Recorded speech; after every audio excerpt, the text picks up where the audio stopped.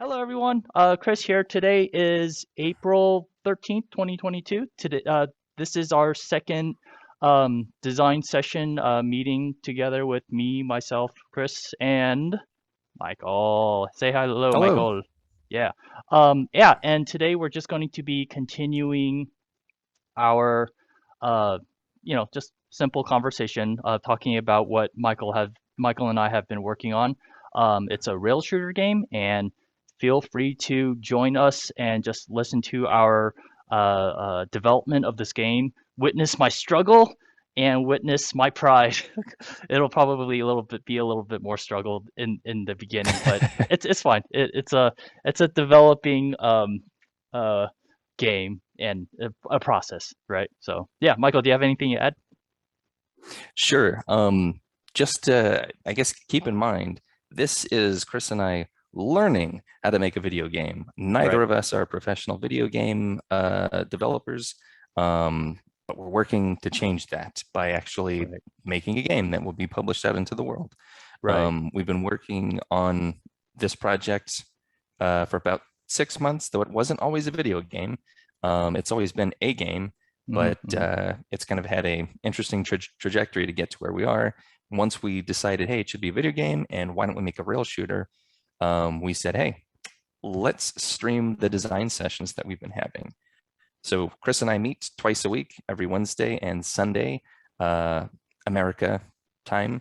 Hmm. Um, Uh, uh, and oh, sorry. I was gonna say usually 7 p.m. PST, but that's always been on and off. But that's kind of like the schedule that you and I always meet up. The time around that time. Yeah.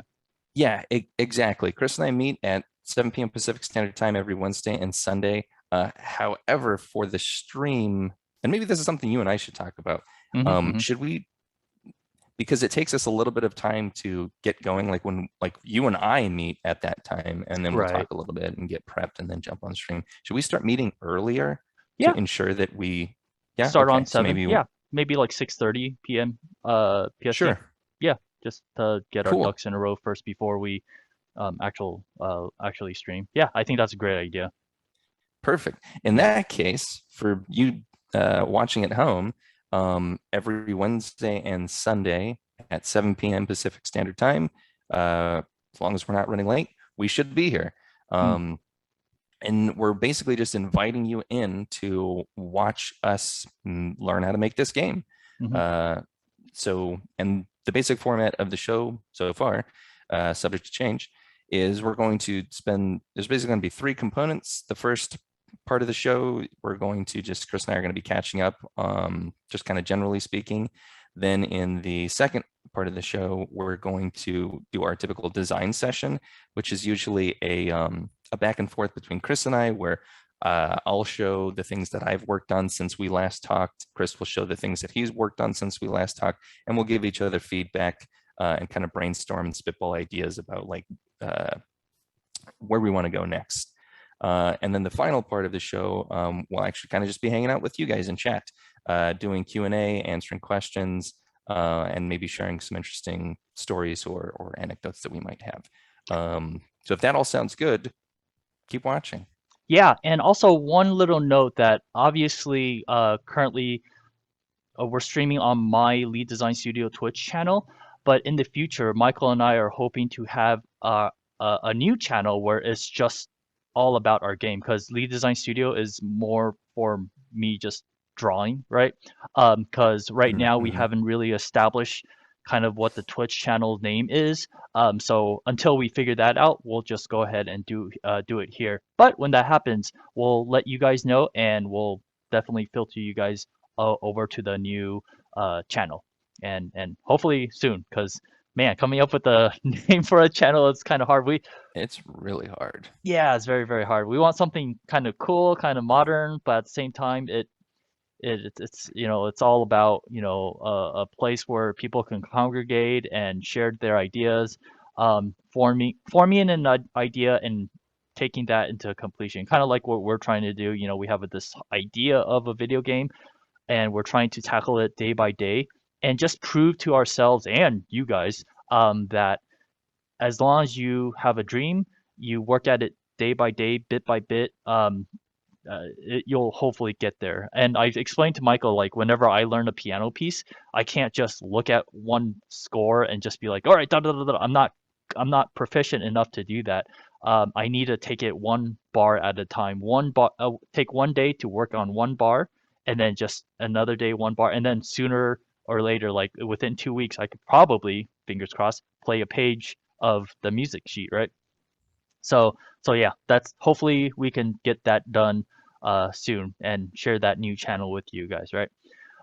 So yeah, okay. So let me ask you, Michael, Overwatch. I want to talk about Overwatch. Did you see my Yeah. freaking laggy ass game? You saw it, Yeah. right? Yeah, I did see. And Okay. I was surprised that I was able to tell how laggy it was in the replay. I thought for sure the replay would have not accounted for that because it's like, I don't know. I guess it makes sense based on the way the replay system probably works. Right. Uh, but yeah, so that was like this crazy laggy game.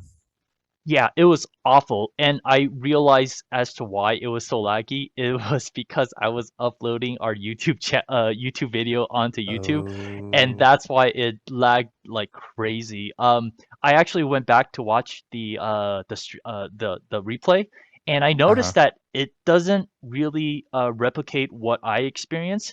You only Oh, see interesting. you only see stutters of Mm-hmm. the camera, but what I Yeah. see is this moving forward and then moving back, moving forward and moving back. And it's Mm-hmm. like when I'm shooting out, let's say I'm throwing out Sigma's rock, I throw it out, it Uh-huh. disappears, and then 1 second later, it's already like out, out to the target area. And when I'm looking left, it's not really looking left. It's going straight. It was awful. But luckily, I was paired up with a good team that was actually really, really good.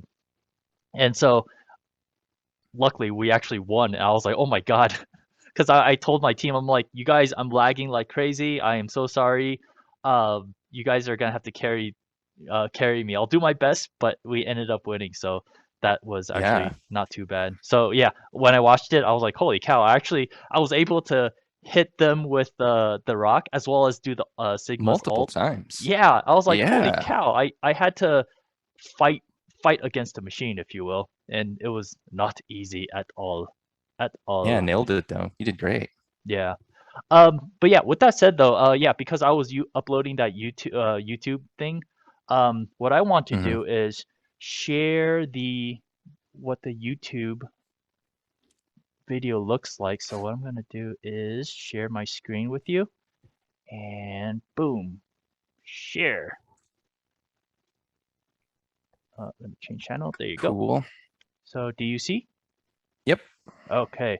So this has not updated, obviously. This should not be Project Star Fox. If I redo it again, it should read Rail Rail shooter. Shooter. Yeah, you see it? It good? Is it Yep. good? All right. So the reason why there are no videos currently is because I have it as unlisted. But if I go to playlist, Oh, you can cool. see there's a little tiny little Wow, icon that's a there. great thumbnail. Yeah, I've noticed that there are a whole bunch of videos out there that I've learned that it, it's it's it's best if we go ahead and make the text as simple as possible and then just add the content on Mm-hmm. the side. Yeah. Mm-hmm. FYI guys, I'm not a YouTuber, so I don't do this often. So I Not just yet. yeah, not yet. Yeah. All right. So design meetings, and so hopefully the Tell list will get unless sure. hey, let's do a whoop. Yeah. Hopefully, we'll have more and more because this is the design meeting number one, and yeah, well, I'll definitely add more description, and we'll make sure Sure. we have a good name for our our project. But yeah, Yeah. so that's that. I just Awesome. definitely wanted to show you, and if you're okay with it, I can make this private tonight, so that whoever wants to watch it can watch it. You mean make it public? Yes, yes. I'm sorry. Did I say private? Yes. Public, Um, public. yeah, I'm fine with that. I mean, this Awesome. is already up on Twitch. Correct, So yeah, correct. And then Okay. if it's on YouTube, then there's just potentially, if there's a group of people who are only on YouTube, then they can watch it too. Nice. Because I actually used to be in that camp. There were a whole bunch of streamers that I watch exclusively on YouTube, Mm-hmm. Do you still watch them? mostly just because, yeah, Nice. but it's mostly just because the YouTube version is usually like an edited version of the stream because the streams can be really long. Um, and it works better with my like time schedule because I'll be like working on a thing like okay it's time for a break and then I can go like let me see what Asmongold is up to Right, and right, then I'll right. watch a little bit of something Yeah. Yeah. So, and just between, well, between me, you, and the between world, me, you, and the whole world. I will go ahead and give you permission once you decide which email address you want me Hmm. to send the invite to. Okay, Cool. Cool. good job, So Chris.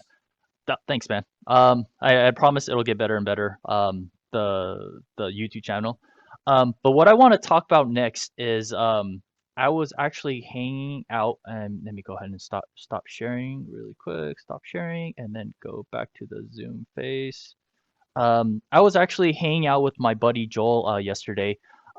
Finally getting out of the house because you know me, I currently don't have a car. I don't I there is no reason as for me to go anywhere, right?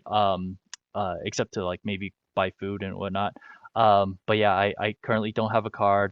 I don't have any friends I hang out with except with I see you every Sunday and Wednesday. My social life is not that great, right? So luckily I got a call from my buddy Joel. I don't know if you met Joel. Joel, he's a photographer. He came to I think you met him once. We were at Disneyland Okay. and he took some photos of us. He's Filipino, skinny, excuse me, funny guy. But anyways, yeah, very cool guy. One of my handful of friends.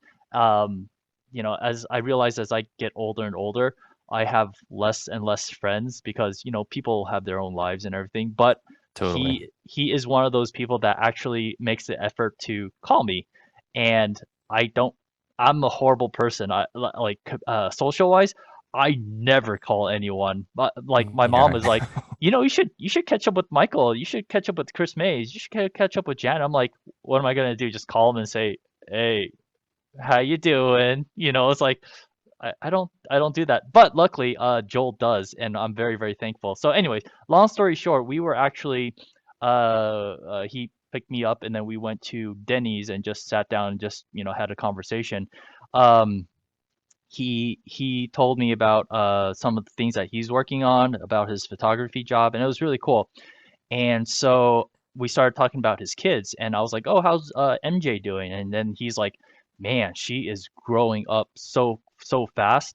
She plays like video games. She watches like violent movies with me. She's super mature for a 10-year-old." And then another thing that he said to me was that she reads a lot. She reads a lot. Like Oh, awesome. she burns through books like crazy. And he told me like yeah she's actually thinking about like becoming a writer, and I was like ding ding ding ding, the light bulb went off my head. I was like, I have a book for your daughter to read. And actually I got his mail, or not mail, what is it called, not email address but mailing address, Hmm. so that Mm-hmm. I'm going to go to Amazon and then order that book for her. Oh And that man, book awesome. is your book, which I Yeah. if you're okay, I would love for you to like just chat really quick about the amazing book that you wrote by yourself, talking about the art of step-by-step guide to crafting a amazing story, right? Let me go ahead Sure. and share this screen really quick once again. So yeah, I'm planning to purchase this book for his daughter so that she can learn how to write. And let me zoom. There you go. Boom. So if you guys don't know, Michael here has actually written a self-published book. about how to write storytelling. Actually, you're here, so yeah, please please talk about it a little. You were I don't doing want a to great job. I don't want to butcher it, man. But yeah, you wrote this. It's amazing. I read it. It's awesome. Please talk a little bit about it, dude. Yeah, thanks for the plug, and thanks for all, your kind words, and for recommending continuing to be a champion of this book. Um, and basically, like the story behind this book is, ever since I was a little kid, gosh, I think when I was like 9 or 10, I saw the movie Jurassic Park, and it blew my mind and Mm-hmm. like totally changed my world in terms of storytelling. And then I very shortly thereafter got the book by Michael Crichton, which is like way too advanced for a 10-year-old to be reading. But I just, and my parents were like, "Are you sure you want to read that book? Like that might be, yeah, that's an adult, that's a big novel. Like maybe you want to read something else." But I really wanted it. And I read it and I didn't really understand anything because it was like, written too high over my head. But I was just so compelled by that world that Michael Crichton and Steven Spielberg created with dinosaurs. Because as a kid, even as an adult, I still think dinosaurs are really cool. Right. Um, but I was so compelled by like, th- I want to do for other people what they did for me, which was to create this world, this fantasy world that didn't exist but felt so real that I could access through the movie and through the book and just spend time there. Um, and that began this journey that has continued all the way up to today, Mm-hmm. of trying to understand how to do that. And a couple of years ago, I got to the point where I wanted to spend more time on the writing component of the world building and creating stories. And one of the things that's really difficult and frustrating about writing is it's really hard. It's really difficult to write a good story. Yeah. And there's so much, there are many layers to becoming a better writer. And one of them, though, is like understanding your craft, understanding story structure, and like, well, how do these things even work? Because if you don't know some of those basics, uh, you can write something where there are characters, maybe there aren't even characters, but most of the time there's going to be characters and things are going to be happening, but it can feel like you're just wandering around, and there's no like focus and it's not going anywhere. And that comes from not understanding story structure and the Right. sort of like formula. And I hesitate to use the word formula, and I put it in quotes because a lot of people really resist that idea. Um, but I don't think we should, because despite the fact, like, I think there is something, because human beings have been telling stories for tens of Long, thousands long of time. years, if Right. not longer. Yeah. Basically, as long as human beings have been around, we've been telling stories to each other. In fact, there's some compelling arguments to be made that the reason human beings are the dominant species on the planet is because of our ability to tell stories and to share with each other. Um, the point, though, that I'm trying to get to is that because we've been telling stories for so long, we found all these different mediums to tell stories. We've gotten really good as a species at telling stories, and we've kind of honed in through the process of, survival of the fittest, where, maybe 10 people tell their story, and 9 of them are pretty terrible, but one of them is really good. And that story is so good, it eventually becomes like that story ends up being the Iliad or the Odyssey. And for thousands of years, it just carries forward and people resonate with that story. And then new storytellers learn from that one, and then they tell their own stories that are maybe a little bit closer to like, well, what was the magic that made the Odyssey happen? And over the course of time, we get better and better and better at telling stories. And so you look at, filmmakers today who make movies, they were inspired by filmmakers of the previous generation, who were inspired by filmmakers of the previous generation, and so on and so forth, all the way up to now, where we have gotten so good at like, ooh, that piece there in that movie worked really well. I want to do something like that in my movie when I become a filmmaker. Right. Um, all of that is really just to make an argument to say that I think there is this sort of like prototype that is the like ideal framework for a story. Right. And I wanted to know what that was. I didn't know what it was, and I knew it existed because I knew there's something when I like take these different movies, and the first three movies that it started with for me were The Empire Strikes Back, Tangled, that Disney's Mm. animated Disney's first 3D feature, Hmm. um, and The Dark Knight, Christopher Nolan's masterpiece. Great movies. And I thought, man, those, and yeah, they're all amazing movies. I love each and every one of them, and they're all completely different. They're about like totally different things. A superhero movie, animated uh, princess adventure, Hmm. and a sci-fi space opera. And yet there's something about them that all feels like familiar. There's something that they're all doing, and I wanted to know what that was. Hmm. And I basically set out to analyze those three films and make myself some notes and say like, okay, what are the patterns here? What are the common threads? Like what's going on in these three movies that makes them work, even though they're quite different? And I started making notes, and my notes got longer and longer and longer. And bear in mind, I never intended to write this blockbuster blueprint book. This I was trying to write other screenplays and novels myself, and was just frustrated that Right. I didn't that even the existing books on story structure were not quite scratching the itch that I needed. One of the best ones that or at least for me, and this one is a very controversial opinion in the storytelling community, but one of the most influential books for me was Save the Cat, because that book really explained in a sort of nuts and bolts, down to earth way, here's the way modern commercially viable screenplays get written.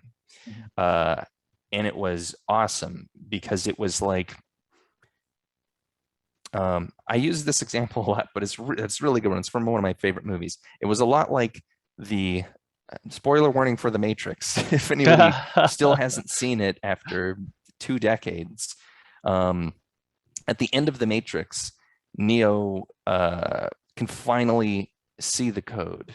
Like he has this sort of epiphany, this awakening moment where earlier in the film, Neo asks Morpheus, he says, "Wait, so are you telling me that I can dodge bullets?" And Morpheus says, "No, Neo, I'm telling you that when you're ready, you won't have to."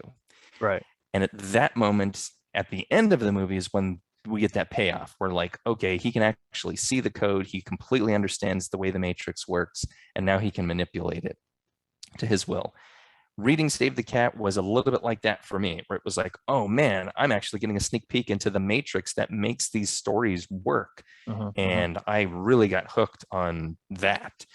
The problem that I found was once I had like read and completely mastered Save the Cat and tried to take that to go make my own stories, I was still having huge problems. Like there was, especially because one of the cool things with Save the Cat is he breaks down plot structure into these various beats where it's like, okay, at the beginning of the story, you need to have this beat that does X, Y, and Z. You know, the first beat here, you got to like introduce your characters, and then a couple beats later on page 15 or whatever, you got to introduce this beat that brings in the primary problem, and then a couple pages later, you do this, and so on and so forth.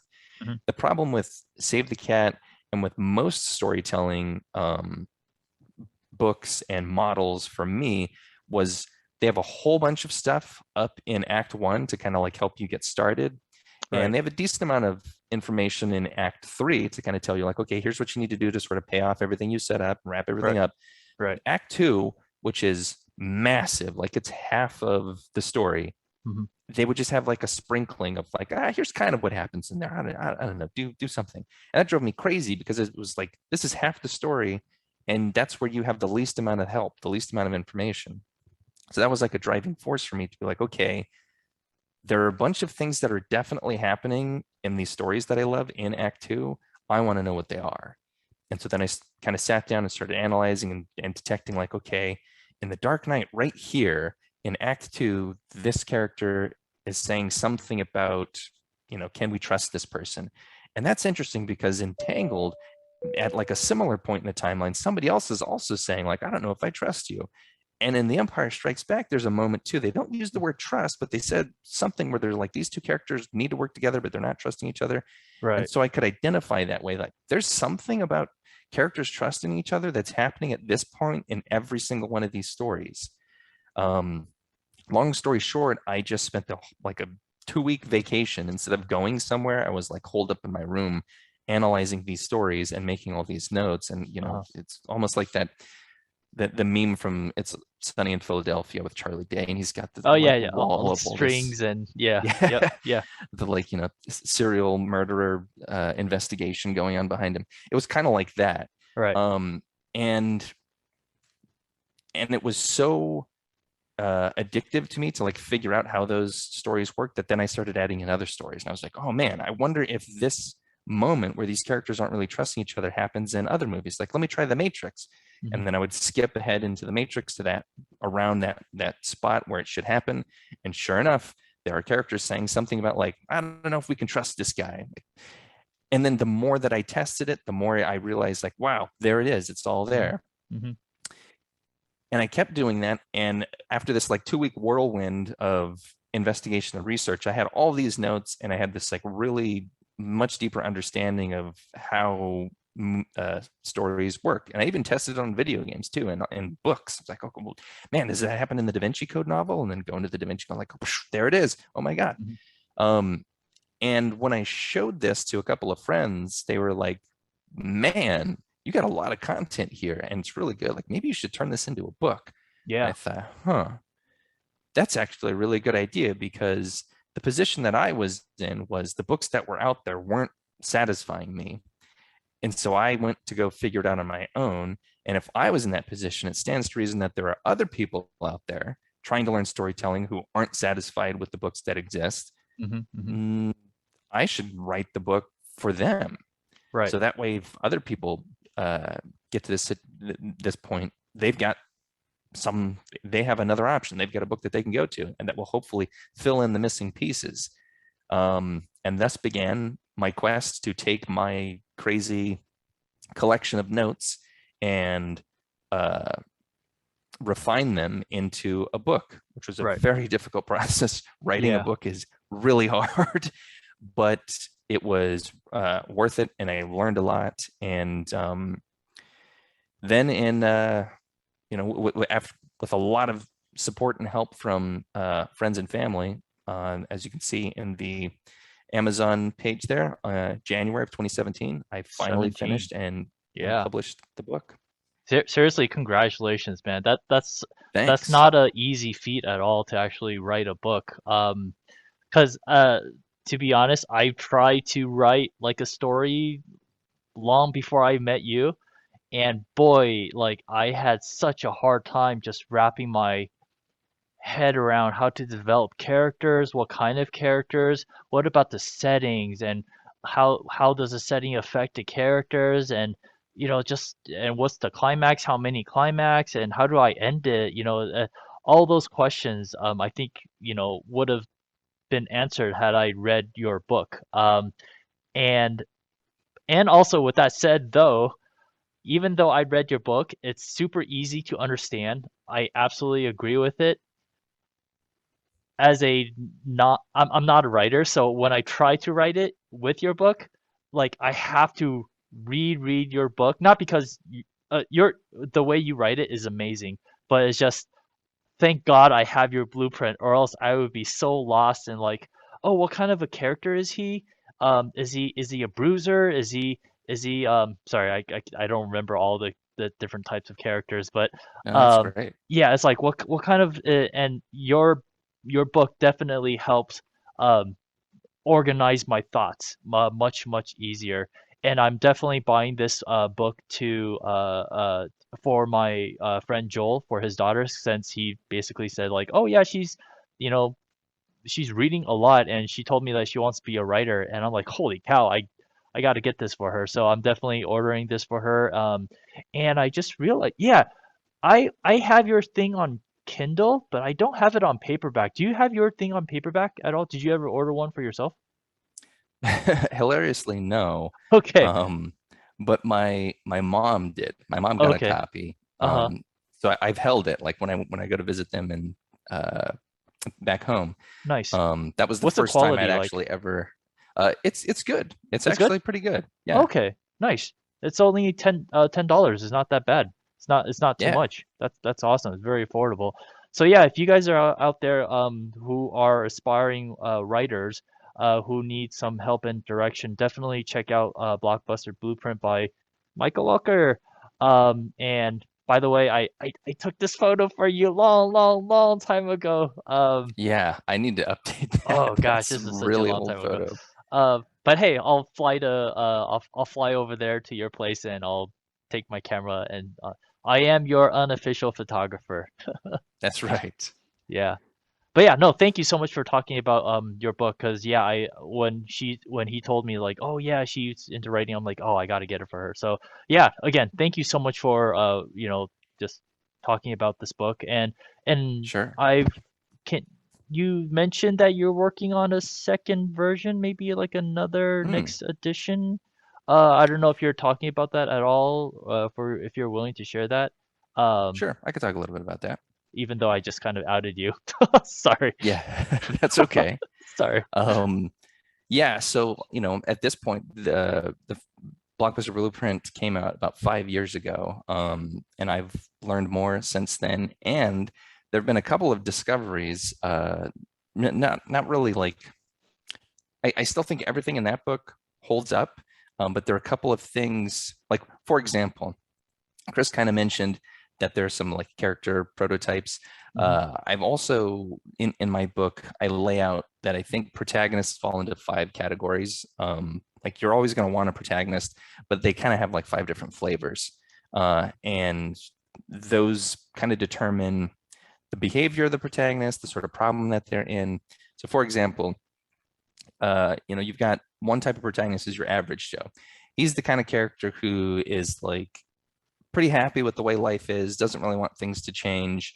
Secretly, or like unbeknownst to him, he actually does have a problem. The world around him is changing, and he's going to need to grow and change and adapt. Hmm. But he doesn't want to. He's kind of resisting. He's like, hey, no, no, everything's great. Everything's fine. I'm super happy, hunky dory. Let me just keep doing my thing. Uh, and so the big problem that comes along in the story for him is that actually you're going to get fired now and lose your job. And oh, your wife actually is totally miserable and she's been cheating on you. And so the character who everything was going fine for him suddenly starts to crumble and fall apart, and he has to figure out how he can survive this sort of crisis. So that's average Joe. There's also a character like the Torchbearer, who is kind of like a you can imagine Tony Stark from Iron Man is like a very typical torchbearer, or like Simba from The Lion King. These are characters who, by no choice of their own, kind of come into the world and inherit a great uh, sort of Burden. like, yeah, a great burden. They're kind of like part of a dynasty. They're usually very wealthy, talented, smart, powerful. Because of either their family or their upbringing or just their like natural genetics. But basically they kind of like they get it all. They come into the world and the world's their oyster. The problem that they face is like living up to that expectation to like be worthy of that inheritance. And so you can see this in Iron Man, the very first Iron Man. Tony Stark at the beginning of that movie has this real problem where he's kind of resisting that responsibility. You can see him screwing around in Vegas when he's supposed to be getting an award for all of the work that his company has done. He, instead of being serious with his job, he's just playing around with women and not getting serious with women. Like he's got, Pepper Potts, this like amazing woman in his life that is kind of just a caretaker for him while he's having fun and being Peter Pan. And there's even this moment, this really great, almost on the nose moment, but it plays wonderfully where Tony and Rhodes, his like one of his best friends who's like also in the military, they're on a plane together flying back from Vegas, and Rhodes is saying like, hey man, you need to get serious, buddy. Like you need to grow up. And if you're just going to keep screwing around, then that's fine. But you just call me when you want your diaper changed. Um, Yeah. and that's because Tony needs to grow up. He needs to live up to this inheritance that was kind of bequeathed to him in terms of his like intelligence and the legacy of his father. Same thing with Simba. You know, Mufasa is this amazing king who has great power over a very large kingdom, but has the respect of all the animals. And he's such a good king that there's actually like internal jealousy within the family with Scar, who couldn't be that kind of king. And so it's immediately uh, this burden that is placed on Simba that eventually he's going to grow up and he's going to have to fill those shoes. And those are really big shoes to fill. And anyway, so those are two of the sort of like prototypes for antagonists. And one of the problems that I've noticed with, not really a problem, but one of the interesting, actually, yeah, I think it's fair to call it a problem. One of the problems that I found with the torchbearer protagonists is when I went and looked at all the different examples, they were all dudes. They were all men. I couldn't Mm, find a single female torchbearer protagonist. really? And I even mentioned that in the book. Wow. Or you were going to say Oh. something, Chris? No, no, no. I was saying, oh, wow, really? Interesting. Yeah. And so I was like, hey, man, where are the ladies? Like, what's going on here? Yeah. And since then, though, there have been stories that have come out that have female torchbearers. The most notable, in my opinion, and like one of my absolute favorite stories, is Moana. Moana is a grade A, perfect example of a torchbearer. Nice. And so basically, that's a really long-winded way of saying that there are things that I have discovered, and certain like little updates like that that I think I would like to make in a second edition of Blockbuster Blueprint, if and when Great. I get around to it. Great. And on top of that, their Blockbuster Blueprint is all about how a single story works. Like, here's how to make a story. Here's what the character, like, here's how to do characters and the world and plot. But there's also been this interesting phenomenon that's kind of cropped up over the past decade or so with cinematic universes, and expanded, in like expanded access to intellectual property worlds. And because of streaming, there's also this rise in shifting away from making movies and more towards doing limited run series. So like right now I'm watching this really cool show on HBO, called Winning, which is like the story of the 1990s Lakers, like how that dynasty came about. And it's amazing. I I am not a sports guy. I don't like sports, and I especially don't like basketball. Like, I think basketball is one of the most boring things to watch. No offense to any of the sports fans out there, but for me, I just couldn't care less. But man, it's really good, really great series. And anyway, the point of all that is just to say that there is, I think, a second book in me, that can dive into these sort of like narrative universes and series. And whereas Blockbuster Blueprint is like, here's how you tell like a single story unit. If I make another book, it's going to be about, okay, how does that fit into a series, into a bigger collection of stories that are interconnected. Hmm. Hmm. Um, so yes, I think I may have a second edition for the first book, Nice. and I may have a sequel in mind. Very Stay cool. tuned. That is awesome. No, thank you so much for, yeah, this is a sneak peek, man. You guys. And thank you so much again, Michael, for sharing your book, because I think it's such a amazing feat that you're able to, jot this all down. And whoever told you to make this into a book, kudos to them, because without this, without this book, I think a lot of people would not have, people would struggle, to write a story, such as like myself, and like all these reviews, let's move it over there. These great reviews, man. Do you read some of these reviews? Yeah, I try. Well, These are great. yes, I do. I do read them. Not very often. So sometimes I'm surprised when, like, even now, like, that one from November 2019. Uh, I don't know if I've seen that one. So that's cool. Cool. I'm That's glad that I helped awesome. that person. Yeah. So that's great, man.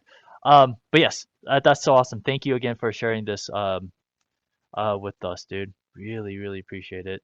But with Sure. that said, now, I think, do you want to go ahead and move into our design discussion? Unless, do you have any updates you want to talk about? Like general catch-up stuff. Yeah, on your end. Mm, mm, no, I think we can go into our design session because I've got some things there that will that can kind of bridge the gap between catch up and work. Sweet. Unless Um, you wanted to go first. no, no. Let, yeah, feel free to take over. I think I gave you permission. Oh, okay, great. I think. So let's start. I'm going to start with my Unity update, and then I've got a Perfect. couple of other general sort of like video game industry Nice. So things that I found. great. I'm gonna stop sharing and I'm gonna go back to Zoom face. Now you have the ball. Okay, give me a second. I am loading my Unity file. Take your time. Take your time. Okay, so share to here, Unity. So I actually ended up having a bit of a crisis since we last were here. I've continued with the tutorial, which, by the way, for anybody watching, the tutorial that I'm using to learn Unity and to make uh, this sort of prototype version of the rail shooter that Chris and I are making is it's called like the complete C# 3D Unity course or something, but it's from the guys over at gamedev.tv. And the instructor is Rick. He's awesome. The way he explains things is extremely helpful. I think it's a really good course. Not sponsored in any way by them, but just in case anybody's wondering, like, man, how are you learning how to do this? Coming from a background of like never having programmed video games in your life, that's the resource that I'm using. Anyway, so continuing with that course, I've done a couple of things that I'll show you in a second, but one of the things that I also wanted to do, especially because on our last stream, uh, when I would hit play and we would fly on the rail, I only had about like 20 to 30 seconds of rail programmed. And so I thought, like, you know what, for the next stream, I'm going to program at least up to a minute. That way it's kind of flying on the course a little bit farther. Nice. And I went and I continued the method that I had been doing before and spent, I don't know, good like 40 minutes to an hour doing that. And when I was done, there was a problem. And Oh what I no. realized I had done is because you can see here that I've got like a player rig, which has a main camera and a player ship attached to it, right? Mhm.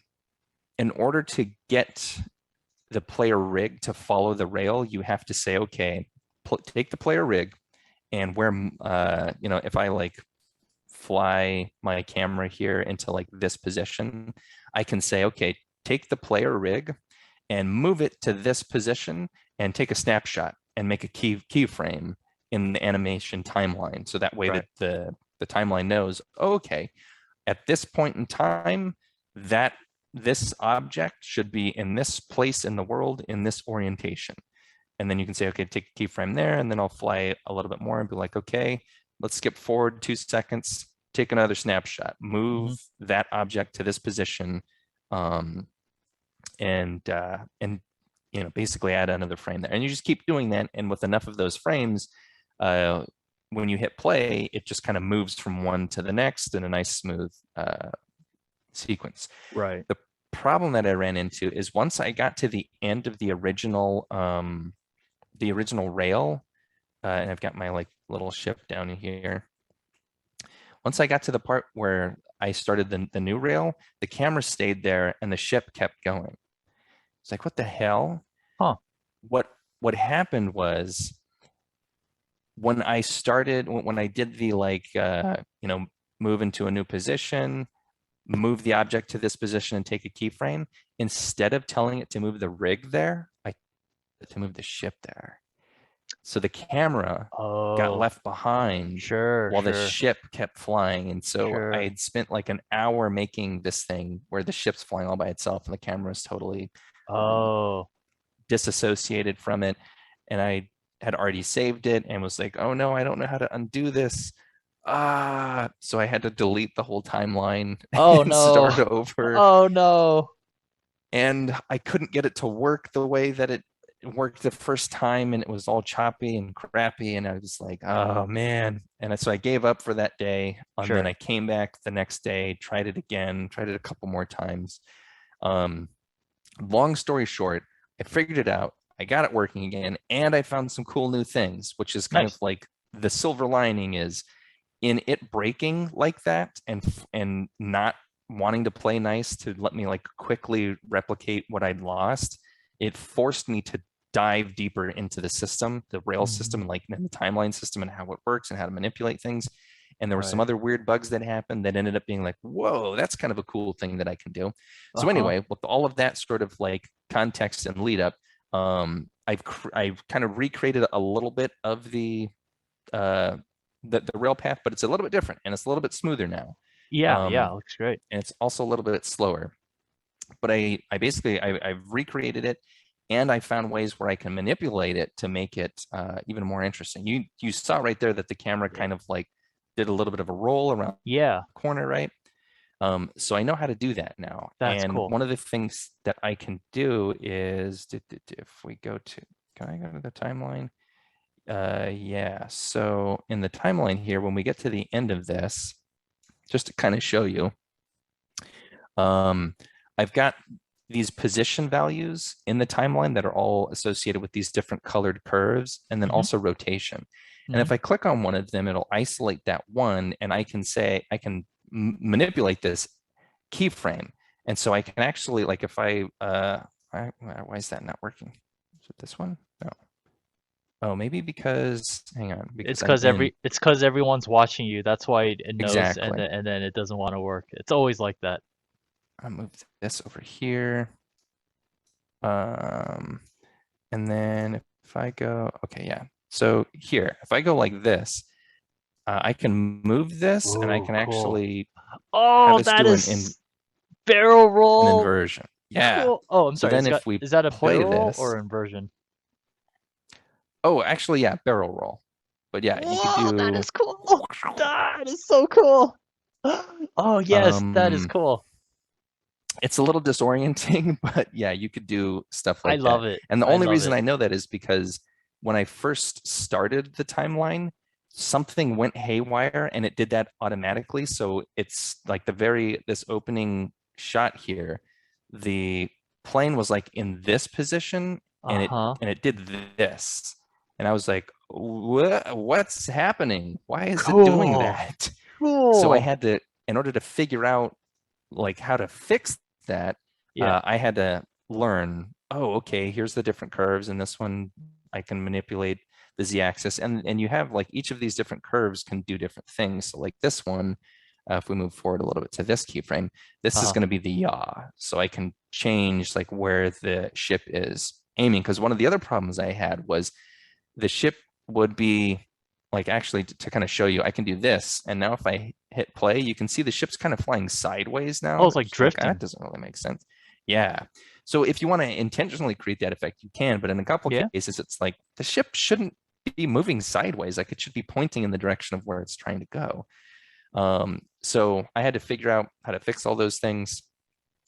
And in doing so, I learned some new things where it's like, hey, now we actually have more options and I can manipulate uh, the environment. So actually, let me do this again and I will hit play again for us. Uh, so there you go. Long story short, I still haven't been able to extend the rail. It still only goes into the canyon and then pops out. But hopefully Right. the next time we check in, I'll have extended because obviously, as I just mentioned, everything broke and I had to build it from scratch. So I couldn't make it longer. But hopefully in the next one, I can we'll have more rail for us to look at. Yeah, but what you just showed me today is freaking incredible, man. Like the whole barrel roll, that's exactly why I love, being in a plane simulator. is so that you could get all these like different types of point of view. You're in the battle, then you Yeah. gotta like do that, and also that drifting emoji that you showed. I mean, Hmm. Poe did that in the which one was it? Oh yeah. Oh God, Yeah. When you the like, last Jedi. Yeah, he did a drifting majiggy with his X-wing, and then he shot the TIE fighters, and it exploded and everything. But yeah, this is great. Great job, man. thanks. I'm sorry you had to go through that frustration. Trust No, me, I'm glad I everyone. did actually. Good, good, good, good. It's what we call the happy accident in the design process. Yeah. I Usually mean, it's it's proof that like it's there's something about the ego that believes that if something goes wrong or I make a mistake, well, that's it. I screwed up. The ideal right. scenario is if I do it, if I succeed perfectly on my first attempt. The problem with that though is that you don't actually learn anything if you do that. Right, Um, right. I mean, it would be great if like you could do that consistently with everything you did, then there would be no need to learn. Like Mhm, you just mhm, like, oh, I just get it right on the first try every single time with everything I do. mhm, But mhm. that's just not the reality. The reality is that sometimes you're not going to get it right. Right, The benefit though is that at least the way human beings are programmed is that we learn from the things that don't work. right. Um, and so yeah, being faced with like, hey, that rail that you created and that you were like, oh, all done with that. Don't ever have to think about that ever again. Mhm, mhm. Yeah, we went ahead and trashed that and you got to redo it again because you didn't learn enough about how to make that to feel confident that you can recreate it and you can manipulate it and bend it to your will and make it do exactly what you want to do. So instead of it being this like happy accident that you were like, oh, thank God that's mostly what I wanted. Right, Um, Now you can say, doesn't matter if it is or isn't what I wanted. right, I know how to control it and manipulate it and make it into what I want. right. Um, but that's not all. I also added some additional controls to the ship where we could move from left and right before, but now I added a little bit of Oh, that is so it's cool. got this A kind a of little, yeah, like a I little see bit of it. a roll. Same thing when it goes up and down. It Cool. kind of like the nose pitches up and down. Yeah, yeah. So now it feels like it's really flying. Woo. I'm not 100% happy with the with the movement, but just knowing that we can do this is kind of cool. Like it adds Yeah, some fidelity to the ship. One of the things that I don't like is if I go all the way to the top here, and again, I'm just following the tutorial, yeah. you'll notice that the pitch maintains that sort of elevated the nose elevated position when you're at the top. It needs, sorry. When I come like into the middle or down, it's kind of like leveled off a little bit more. Mhm, mhm. I don't really like that. I like that it when it's going up, it pitches up, but when it's up at the top, I feel like it should pitch back down. So I don't know. I'm not super happy with that. It But feels that's like it needs a little bit of like gravity to pull it down because once it's up, it feels like it should be, unless you're continuously pulling up, yeah, just go like the gravity should bring should you level down. off again. Yeah. Exactly. Yeah. But holy cow, I think that looks great, man. So yeah, and I think that's about it. Since last time, is there anything interesting to show in the script there? Uh, do you mind playing it again? Like with the Sure. controls? Yeah, no problem. There's also a couple of bugs with the controls. You'll notice that when I'm doing this, like it's quite smooth, but if I'm like rolling in one direction and then immediately roll to the other, you'll see there's like a little bit of a snap in the Sure, animation. sure, sure, sure. So I'm gonna look into fixing that. I think the same thing happens with pitching in Yeah, addition to rolling. If you give it time to kind of like start to reset to neutral, then it's actually quite smooth. yeah, Um, but if you like immediately switch from going left to right, you get that right. little snap, which I'm not too happy with. I think that's kind of the issue that I had when remember that little chibi baby walk? Hmm. When it's walking and running, it's fine, but once it stops, it just snaps back into Hmm. rest Hmm. position kind of deal. Um, yeah, I think we definitely have to take a look at that. Um, how to make how to make the transition a bit smoother. But it looks great so far. Man, like looking at this ship itself and your environment, I kind of want to have a take a little step back with our IP, um, with the concept slash direction. Like, I really love the design of the ship, man. Yeah, well, it's interesting you bring that up because that was something that I was hoping we could talk about. Yeah, yeah, yeah, yeah. Um, And but I would love, let me hear yeah, yeah. your thoughts first. Well, let's talk about it when we get to the stuff that I'm going to show you, because Okay, it kind of relates. cool. Okay. Yeah. Um, the only other thing that maybe is worth sharing, and you can see a little bit of it. Oh, that's actually in the game scene. I do that every time, man.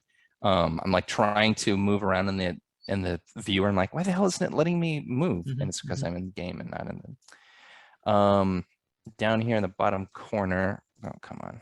I guess I can actually just do this and then zip there.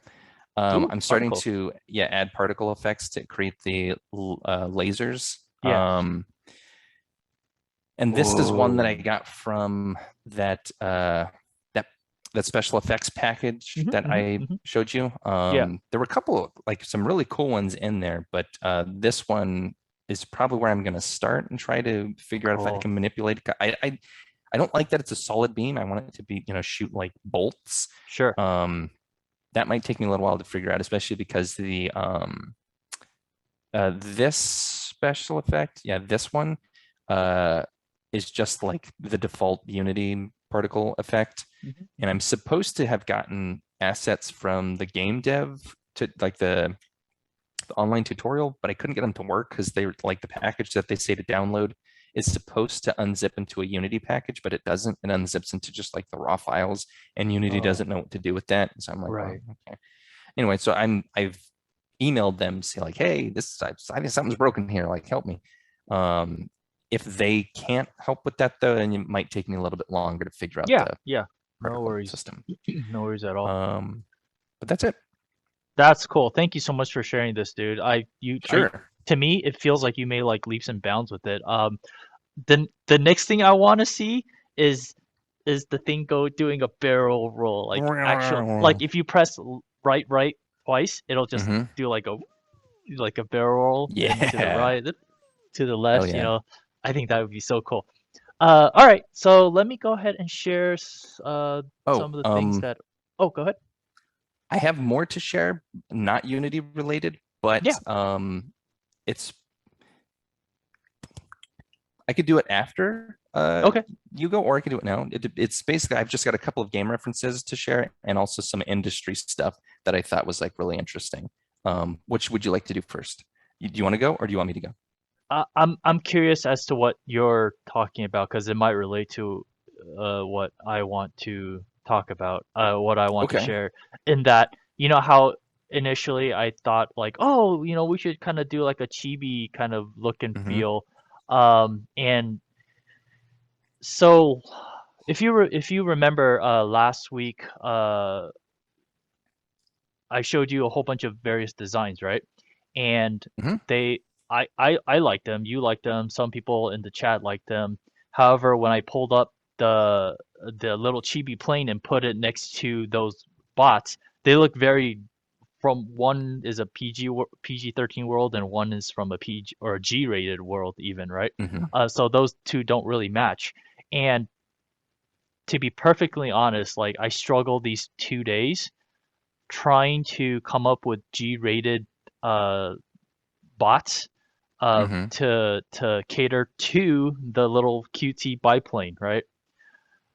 Um, how am I supposed to say this? I don't know if that's a smart thing to do. I don't know if I want to shape our game based on the biplane. Just because we want a cute biplane, then therefore I have to design all cutesy G-rated monsters to shoot at. Hmm.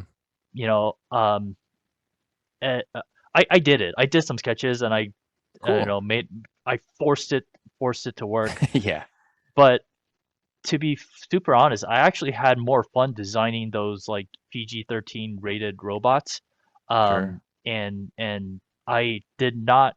It's not that I didn't like designing the G-rated bots. It was just a lot more challenging, and Hmm. I don't know if it's just me not wanting to take up that challenge, or if it's me wanting to pursue the more edgier, like Hmm. edgier looking robots that we can shoot and kill, right? And destroy, right? Um, so yeah, let me just share with you and the chat really quick about what I'm talking about. Sure. Should I pull up the old art from last week? Yeah, I should do Yeah. that. Yeah. I Yeah. think that's going to be helpful. Yeah. And not to interrupt you, but just to say, I think you and I are perfectly aligned on everything you just said. Like your feelings and thoughts about all of this, Good. like I feel Good. the same way.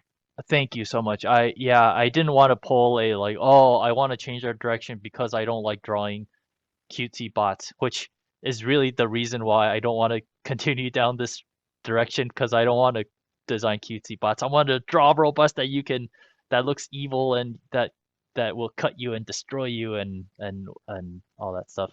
So let me do this. You probably can't see it because I need to share Not my yet. screen. There Hmm. you go. Boom. Can you see? Yep. Perfect. All right.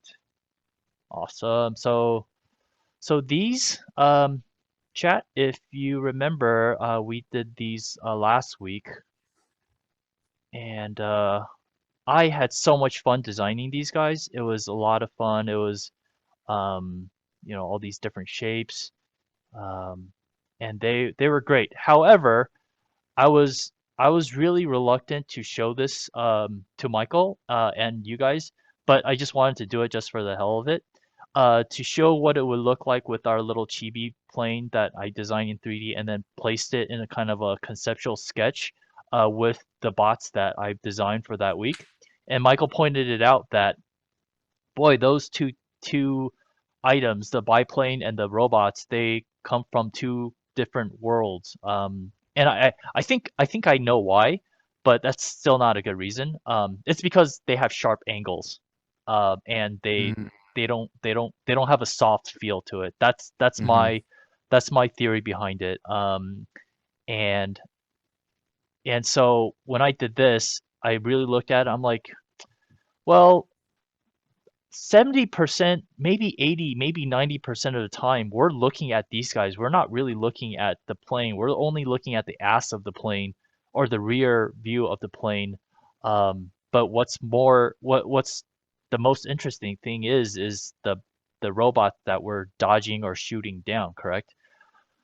Um, Yeah. so yeah, so let me see. Oh, there's this one. Oh, no, go ahead and delete that. All right, so this was the issue, and then so I went ahead and created these guys.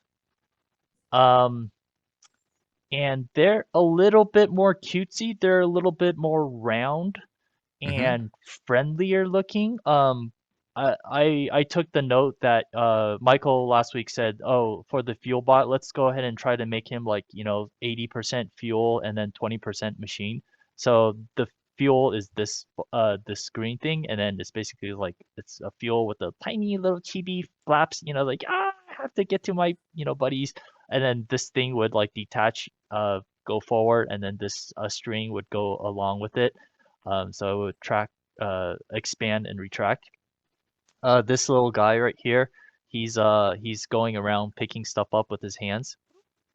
You know, this guy is kind of like a little satellite guy. Um, is, in my mind, he's one of those, the formation of the grid, right? The Hmm. force field grids. And this guy, boy, this guy I struggled with because I looked at a whole bunch of my other sketches for these guys, right? Not Hmm. these guys. These guys, right? I'm like, oh man, these guys are so cool. But every time I looked at them, they look sharp edge and very menacing looking. I'm like, I gotta figure out a way to make this one look friendlier. And then so I kind of gave it a little bit like a scorpion flying spaceship, right? It's Yeah. very round and cute, and softer looking, right? So that's that. I mean, I designed a few more, but I just did not like the direction. For example, I made these guys, and I remember we us talking about like, oh yeah, I should look at insect references.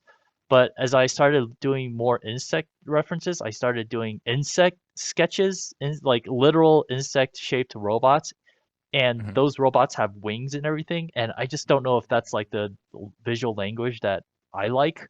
Um, and so again, these are just exploration and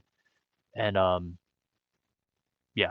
I mean, this what's your thoughts? I mean, I could keep talking about it all day and night. What's your feedback on these guys? Let's just say if we love the direction of the chibi, what do you think about these four bots that I designed? I'm not gonna say wasted my time on because boy, I spent a lot of time trying to come up with like friendly shaped robots that we can destroy.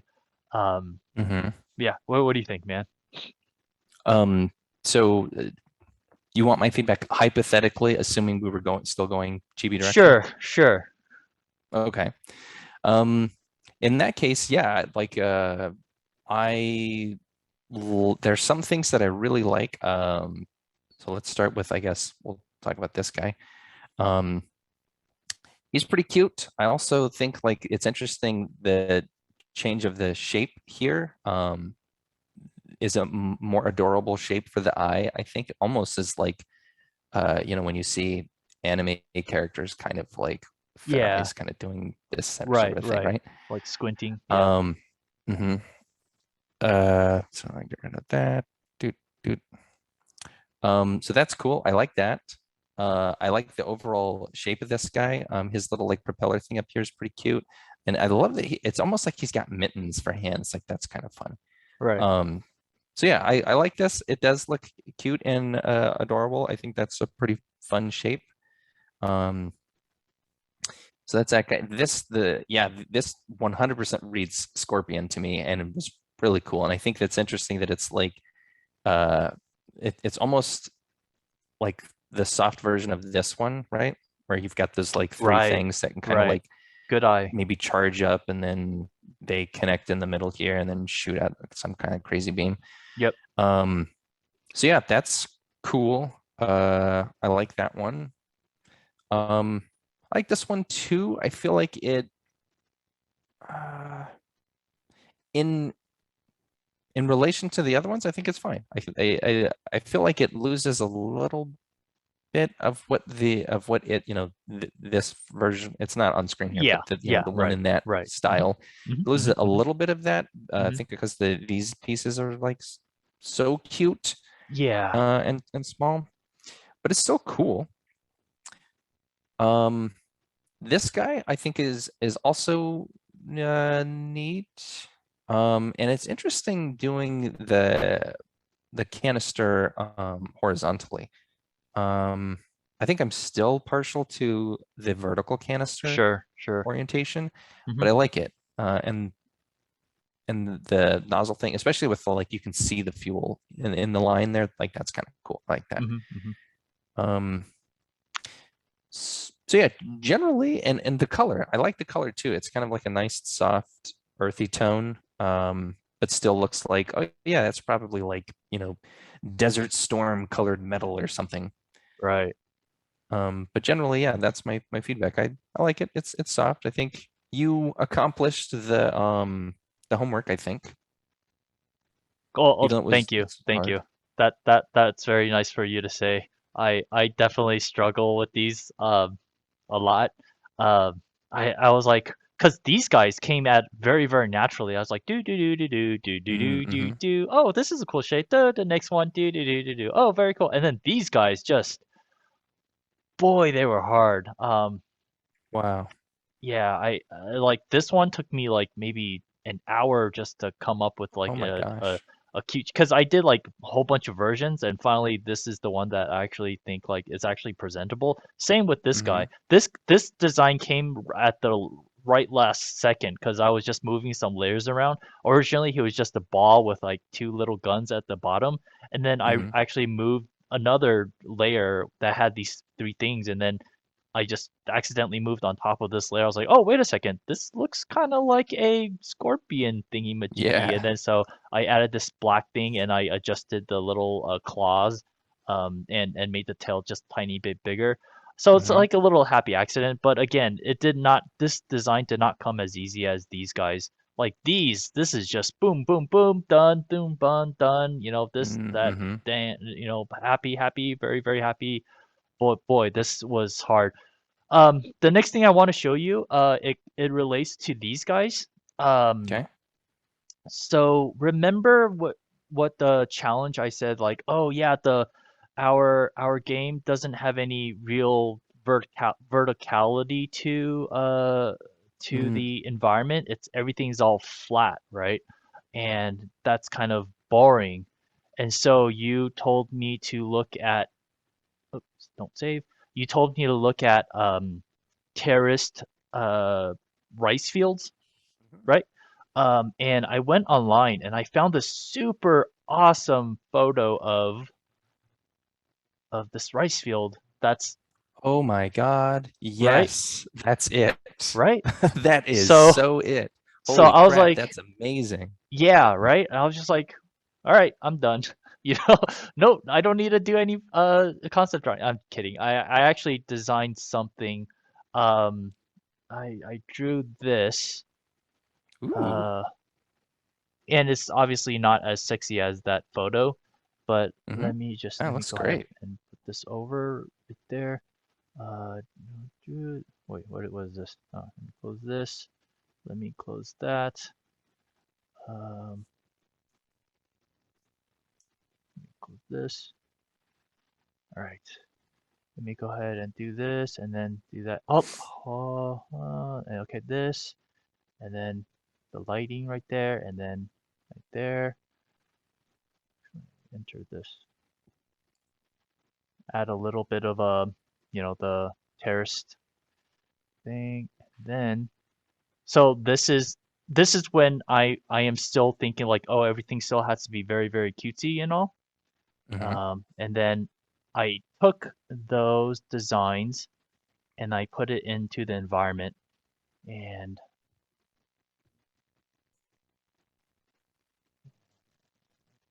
so basically I just kind of plopped it in there and just to see, oh, does the little chibi style work with, our biplane? I think it looks much better than compared to the one compared to last week. This one. Hmm. So I think yes, it works. However, it's not as sexy as the bots that we had before, right? Hmm. And also I did another version where it's what if what if they were Hmm. actual, Hmm. like murder hornets being controlled by, being controlled by the aliens or something. That's why they have this like a little red dot on their head, that's like controlling them, and then we have to like shoot them down, or shoot the controlling device off their head. Um, yeah,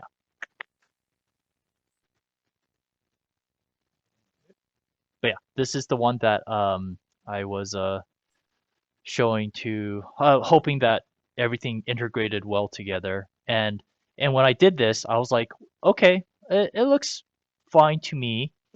But at the end of the day, do I want to shoot at these little cutesy bots or do I want to shoot at the more PG-13 sexier robots, right? And I wanted to chat with you really quick. It's like, do you think it's better to do these guys or the other one? And based on what we just talked about, it's probably more fun to look at the sexier versions instead of the chibier version. Uh, Not well, before I give my thought, like, what is that how you feel? Do you feel like you're more interested in the PG-13 version Yeah, in a way, direction? yes. I'm fighting myself. The artist inside me saying, don't be like, don't be a coward, Chris. Design what is hard. But the natural side of me is saying like, when I play the video game, I want to shoot at more scarier looking things, cooler looking Hmm. things instead Hmm. of these cuter looking robots. maybe, I mean, obviously nothing is wasted. I designed these robots. You know, we could reutilize these for another game, right? So nothing's wasted. The design is still there. But yeah, my heart is pulling me back to these guys right here. The more sharper angle, the more armored looking PG-13 robots instead of like these, instead of the QT little guys right here. Yeah, Mhm. what are your thoughts? I want to know what you think too, because this is Sure. yeah, So I have a lot of thoughts. great. The the first one that I'll say is the what you've done with this sort of concept art here is great. Like, good job. Like, this is really there more than I think any other art asset we've made so far for this rail shooter project. This one is like encapsulates like, hey, here's the thing, here's a game, here's what it could look like. Right. Whereas all the other things are kind of like different bits and pieces, short of having like a HUD with like your bullets and stuff down here and things over there and how many lives you have up there, whatever. Short of that, like, this could be a screenshot of the game. Uh-huh. So Thank you really for good that. work Thank you. on Yeah, that. appreciate it. Um, I think I still feel like so I think that what you've done in this concept art, the bots and the player are a much less of a mismatch Uh-huh. than in this Before. one. Right.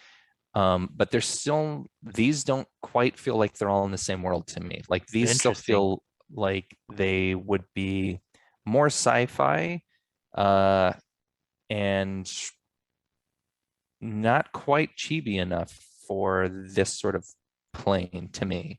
Uh-huh. Um, but the interesting thing is when you showed the actual bugs, that for me felt like we were starting to get a little bit closer. Like, these feel like way more of a match between the enemies and the player Uh-huh. and the environment. These things Uh-huh. all seem to really fit together so much better for me, with Interesting. one major adjustment. The bugs are too realistic. They're Uh-huh. not Uh-huh. chibi and cute enough. I know they're supposed to be bad guys and kind of scary and stuff, but these look too realistic compared to how um, stylized the right word? Yeah, stylized. Yep. How stylized the the little airplane is. Um, So with that said, what I would think we would my prescription would be either, like, if we really are interested in sticking with the like, because the other thing to consider too is with regard to the the robot version Hmm. and kind of what you were mentioning about, like, oh man, the plane that you have in the demo is like really cool. If we get away from the biplane and move to like an actual spaceship, Yeah, put like a spaceship in this one, um, then I think we can do that. And one of the things that's a big benefit to doing that is something that that actually Richard says all the time, and that I'm reminded of, is limiting work in progress, which is kind of another way of saying, like, reducing scope creep, hmm, which is something that's not really like, it's not a problem, but it's just it's a force, a creative force that needs to be managed and controlled, because like between the right, two of us, we are right. so good at like, we could throw this in there too and make this, and like, oh man, what if we go Yeah, in this direction? And then we're, before we know it, all over the we start off place. Yep. making a card game, and now we're making a rail shooter video game. Yeah, um the thing about sticking with the robots and doing like the sci-fi PG-13 version is, I think it really limits the scope, and it's something that you and I like can get done more quickly. sure, sure. Um, and and I'm not saying that I think we should do the thing that's easy or the thing that, that's easier, but maybe makes a worse game. Not saying that at all. I think we should still absolutely make the best game that we can. But there is benefit in saying, drawing those boundaries and saying, nope, we're going to do this thing because it is a way for us to get to finished, to get to a completed project, Mhm. uh, and one that we're proud of as quickly as possible. I think that with the biplane farm version, it's going to take a lot more development for us to figure out how to make everything aesthetically mesh. Cohesive. Yeah. But there is the there's like it's a more risk reward kind of a thing, or you got to like put more time in and you're going to get more out, because I think there's something really interesting about the sort of human element where you've got like an actual human character in here. The bugs can have like more personality than robots can. And I really love this sort of like it's almost like Porco Rosso, like a Ghibli movie where you got this beautiful red plane against this green and blue background. Like that's really nice. And I guess actually we could do that with the spaceship too. We could just make the spaceship, a nice sexy Hmm. red. Hmm. Um, but all of that basically is just to say that I think if we go in the sort of like chibi direction, we certainly can. There's a lot more work to figure out though, and I think the bugs should not be robots; they should just be bugs. Um, but I think with this, with the like actual robots and spaceship, I think we can actually get to something where we're done and we can publish it faster. Right. Right. The other thing too, another option for this one, for the with these bugs, is if you kept the background and the bugs, because like if you compare the style of this little bumblebee to this wasp thing here, Hmm. this is like, for me, this style of bug exists in the the G-rated universe, Hmm. and this one exists in like the PG-13 universe. So I think we would either need to take these components here and plus them to PG-13, or take all of these components, that guy too, and downgrade them to G in order to Right. make everything fit together. Yeah. Yeah. That for me is definitely the challenge. Like trying to make things chibi looking is it's not like my It's strong. Yeah, hard. it's very hard. Not to say I can't do it. It's just it definitely will take me a lot of time. And you made a good point. It's like, what do we want to spend our time on? I mean, it's is it development of the look or getting a finishing up the game, right? And I Right. think right now is just finishing up the game. And it should not be an exercise for me to make myself into a better artist. It's our goal is to make a game, right? I mean, if it'd be great if I could become a better artist while making the game, but becoming a better Yeah. artist is not the sole goal of this project that we're doing. So and plus, again, my heart is really with these guys, the more Hmm. edgier looking robots. Um, and yeah, and then so like the game, like the plane that you had in your demo in Unity, that's a cool, very very cool game. And I'm looking at that and I'm just thinking, well, if we're not going to use the biplane, what's the story behind um what is the story behind our new or looking sexy plane, sci-fi plane? And I'm like, oh, what if it's like, Diva's stage, like we are Hmm. responsible for um protecting invasions or whatnot. You know how Diva has the Busan stage where it's Hmm. her base, right? And it shoots out the Diva mechs. We are more or less kind of like the Diva mechs that gets shot out into this world of and to protect the environment, our world from these robots that's invading our space. So yeah, and yeah, I think for me, conclusion is I would rather keep this world, these bots, rather than the Hmm. chibi. Even though I love the chibi look and feel, I did not have a great time trying to design these bugs, or or these guys. Um, I would I would I would say that not to say I disagree with how what you say about them living in the same world. I for me, I totally believe that these guys could come from like another planet and invade our world. But at the same time, I just don't feel like shooting these guys down. Mm, I would rather shoot these guys down because they mhm. are much, much more threatening. And yeah, I'm gonna have to backtrack and say, you know, everyone loves chibi stuff. It's a lot more inviting, and we'll get more of a general audience if we stay rated G. I'm gonna have to backtrack that and say, yeah, no, I can't design this. I gotta design this. I'm sorry. No, no, no. That's perfectly fine, man. Yeah. And the other thing too to keep in mind is like we don't have to abandon, like you said, it's not wasted work. We don't have to Right. completely abandon Right. this. We could just put it on the shelf. And Right. for me, like one of the big things that keeps coming to my mind is this design, I think would really benefit from a different type of game. It can Mm. have like flying and stuff in it, but this really screams to me that you need to be able to run around with the character and see the character in 3D.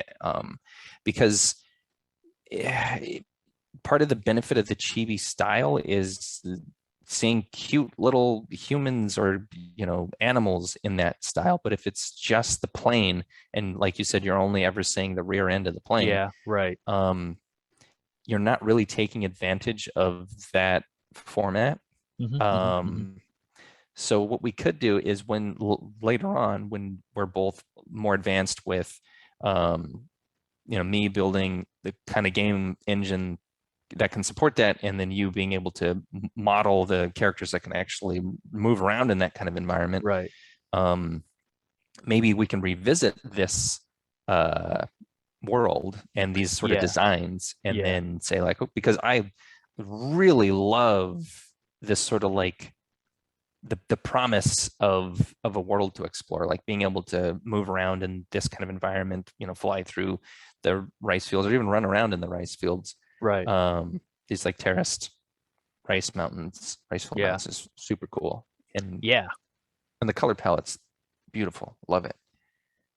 Yeah. No, thanks, man. And obviously it's because of your suggestions of using these terraced rice paddy fields, and I was just Googling and I was like, found this. I was like, holy cow, we could Yeah, totally that's just amazing. put this in our game and call it one and done, man. It's awesome. Oh, but okay, so with all that said, it certainly sounds like we're gonna move away from the farm Yeah. as uh direction and back towards more traditional sci-fi. You're part of a space defense force fighting against Yeah. these robot invaders. Okay, Yeah. Yeah. I cool. I All right. I Hey, I'm cool with that. Cool, cool. I'm glad we're talking about this and we're on the same page because when I was designing these guys and I'm just like, it's I know what I said, but I can't deliver it with the skills that I have right now because when I was designing these guys, I had nothing but, fun, let me pull it up again.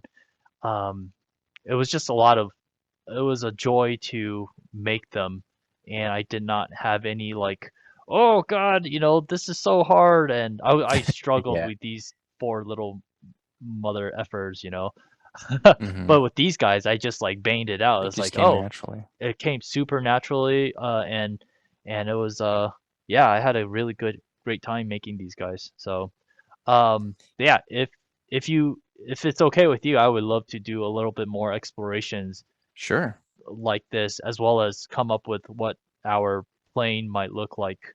Um, Yeah, absolutely. yeah, And two other things that I'll say. One, you kind of mentioned that, objective is to make the game and not to give you an opportunity to become a better artist. I would disagree. We definitely want to make the game, but any if any opportunity we can engineer for you to kind of flex your art muscle and to, do some reps to get better at something, like I'm all for that, man, because that's kind of like I want both of us to grow and to Hmm. get better. That way, the next project can be a little bit more ambitious, and then the next Yeah, project yeah, after that can be a little more yeah, ambitious.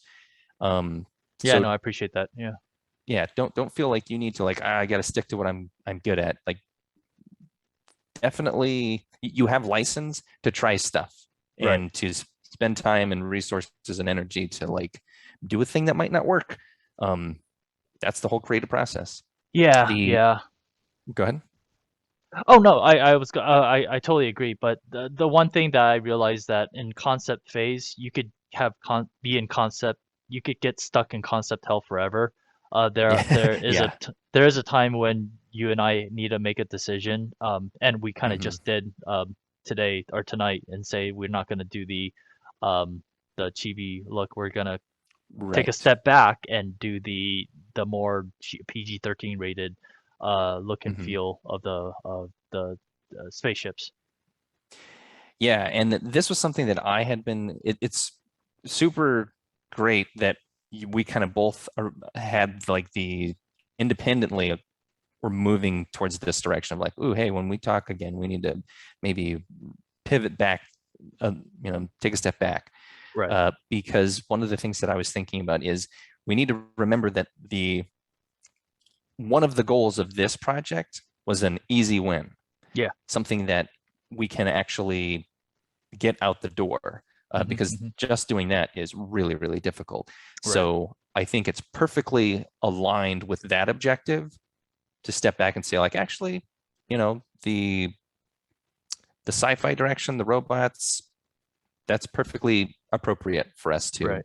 pursue that for Right. this project. And we can make a decision on the next project that, hey, this one is not going to be an easy one. This one is going to be a, hey, let's really push ourselves creatively and artistically to try to do something we currently don't have the chops to do. Hmm. Hmm. But we should make that decision up front and then know that that's what this project is for. And because of that, we're going to take longer to do it. And we're not, but the one that we're working on right now, part of the thing that we got really excited about was, hey, this is like something that Michael's already learning in the in his Unity tutorial.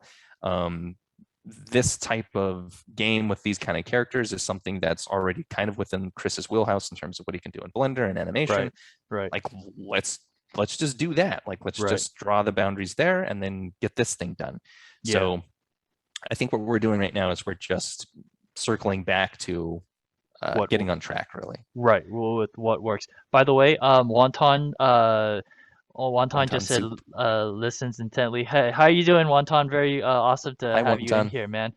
Michael, Wonton is the guy that I told you about. He's kind of like a jack of all trades guy. He's currently learning 3D, and Ooh, he's doing cool. a freaking amazing job at it. And yeah, he's such a really really awesome guy. Again, jack of all trades, knows law, knows SEO, knows Wow, 3D that's now, great. and he lives in Canada. Really nice guy. He's one of my OG viewers. And Wow, yeah, he's been amazing. super supportive, and it's always great to have him here. And Wonton, this is Michael. Michael's one of my oldest buddies, who I've worked with at both Imagineering and Universal Studios, and we had some good times and hard times together in the battlefield that is the theme park Oh industry. yeah. Very glad to have you guys kind of meet each other, digitally, kind of, I guess. Yeah, Maybe sooner or later, we could hop on Discord in the near future and just, have a good discussion, chat, and get to know one another a little bit better. But sure. yeah, no, thank you so much, Michael. I really appreciate you giving me the feedback, and yeah, and giving me the opportunity to just work with what I'm comfortable doing is, the whole PG-13 the robots. And Yeah. go ahead. Well, no. And I'm excited about that direction too. Like the Nice. designs that you've done for those robots, like I'm real fired up about. I think they're really cool, and can't wait to see how we can, start integrating those into the game. And then I'm also really excited too now to see like what you do with the player ship. Um, oh, Can but one other thing is we should probably also talk about the what we want the like first level environment to be, because mhm, mhm, mhm. and it can still be the same thing if we like are really excited about this sort of like terrorist rice field canyon sort of a thing, we can definitely do that. But as just a sort of reminder, the reason we even went down that pathway is because Mhm. we're like, okay, it's a biplane, it's a crop Yep. duster, we need a farm thing. The Yep. farm Yep. thing's too Yep. flat. And Yep. so here's an opportunity for us to say, okay, actually, we would want to keep going in that direction. What makes sense story-wise, and do we want to pivot and Right. change and maybe something like Ice Planet or something? I would say whatever you have in Unity kind of works now. It's like a even keeled level. Hmm. It's mountain. There's snow in it. And it is what it is, right? It looks Okay. it looks pretty good. I mean, we could touch it up a little bit later down the road, but you've already kind of designed that level, and that's just one less thing we have to worry about. I mean, your thoughts? In terms of like a biome, like, it's a temperate forest kind of an area with some alpine regions like that, I'm totally fine with. Uh, but it's kind of boring to me. I would Hmm. like Hmm. there to be some other aspect of interest to it, because like with the terraced rice fields thing, it's not just a green mountainous canyon thing. It's like got this really interesting um, human architectural influence in it. It doesn't. We don't have to do that, but we could do other things like, okay, this is uh, this forested biome, but maybe it's become infected with like this crazy fungus that grows in these interesting giant structures or something, and maybe they're like bright yellow so it stands out in the environment. Something unique and interesting that's like a twist on, Hmm. Hmm. hey, you're just flying through the forests and mountains with snow like that. Right. I think like from a color palette perspective and like this is the environment that we're in perspective, I think that's fine. But we could like do that with a twist. Got it. Got it. Yeah, I mean, obviously, let's talk about a little bit more about it. Um, uh, and we could come back and present some ideas either between offline, or we could talk about it on Sunday, and we could Okay. bring some like concepts or references and show it and share it. And yeah, and then we could decide what kind of environment we want to for the first level to be. Because yeah, for me, I was just like, well, I mean, if we want to make it not fast and easy, but something simple that we could get out the door. Mhm. Yeah, I don't want us to spend too much because I did think about it as like creating that terraced uh mountain region. Does that mean I have to like go take the sculpt brush and all right, I'm gonna sculpt level Yeah. one and then sculpt level two and then sculpt level three. I'm just like, how am I supposed to do that? But then again, that's just something I have to learn to do whether we want to figure this out in Blender or figure this out in Unity, the level design. Because currently, what you have in Unity, the whole value, going in and out and up and down, that looks freaking amazing. But yeah, I that's something that I think I would like to discuss with you is um, how to start making the level design. And to me, I think you shall be in charge of the level design since you are kind of creating the gameplay. Um, I shall give you all the power, and if you want to design that, I think you can totally do it because what you have so far looks great. Um, so yeah, a couple of things there. I'm certainly happy to take the lead on level design, but I definitely am going to want your input on like, Oh, oh sure, yeah, sure, like sure. especially like your input so far on how exciting the trench component is has Yeah, been really helpful. So now I know like, okay, that was just something that I tried, but it works well enough that okay, that's got to be in the game. right. So yeah, I'm perfectly happy to do that. And you make a really good point too about like, you know, getting back to an easy win that you can see my creative ambitions running away already. Um, uh, yeah, so maybe we do stick with something that's a little bit more traditional. I'm thinking there could still be ways for us to pepper in some interest, like maybe we could do like some stone ruins or something that are kind of like Mhm, sprinkled throughout. So you've mhm, got like mhm. little moments where it's like, oh, it's not just a forest, like, oh, look, there's kind of like collapsed, Right. uh, pillar or obelisk that Right. used to be part of a bigger structure or something, or Right. maybe they're little I don't know, little farmsteads or something, little like log cabins or whatever. But yeah, maybe if we kind of get back to basics in order to get this like easy win.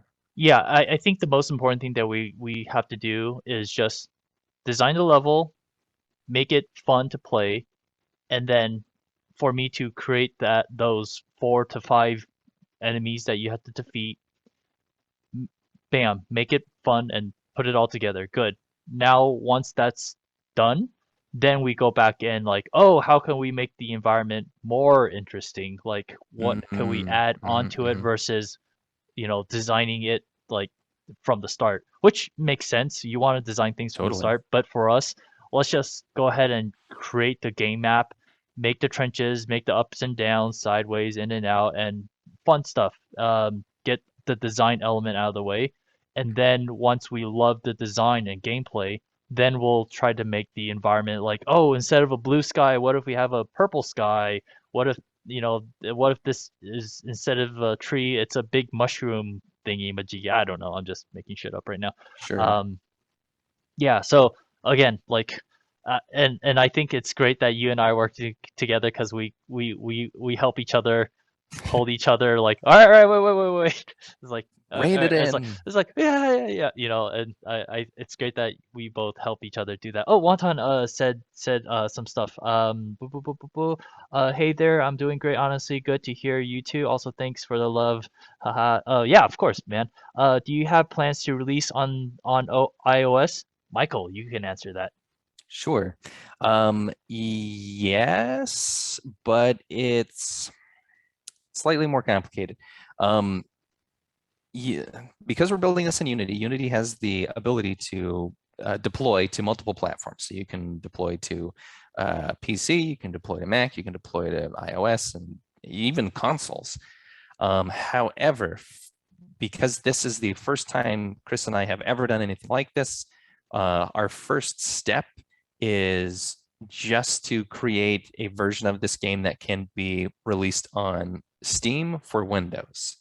Once we are able to successfully cross that milestone, then we're going to explore possibly bringing this to other platforms. So currently, the plan is Steam for PC, in the hopes that we can get onto different platforms, including iOS, in the future.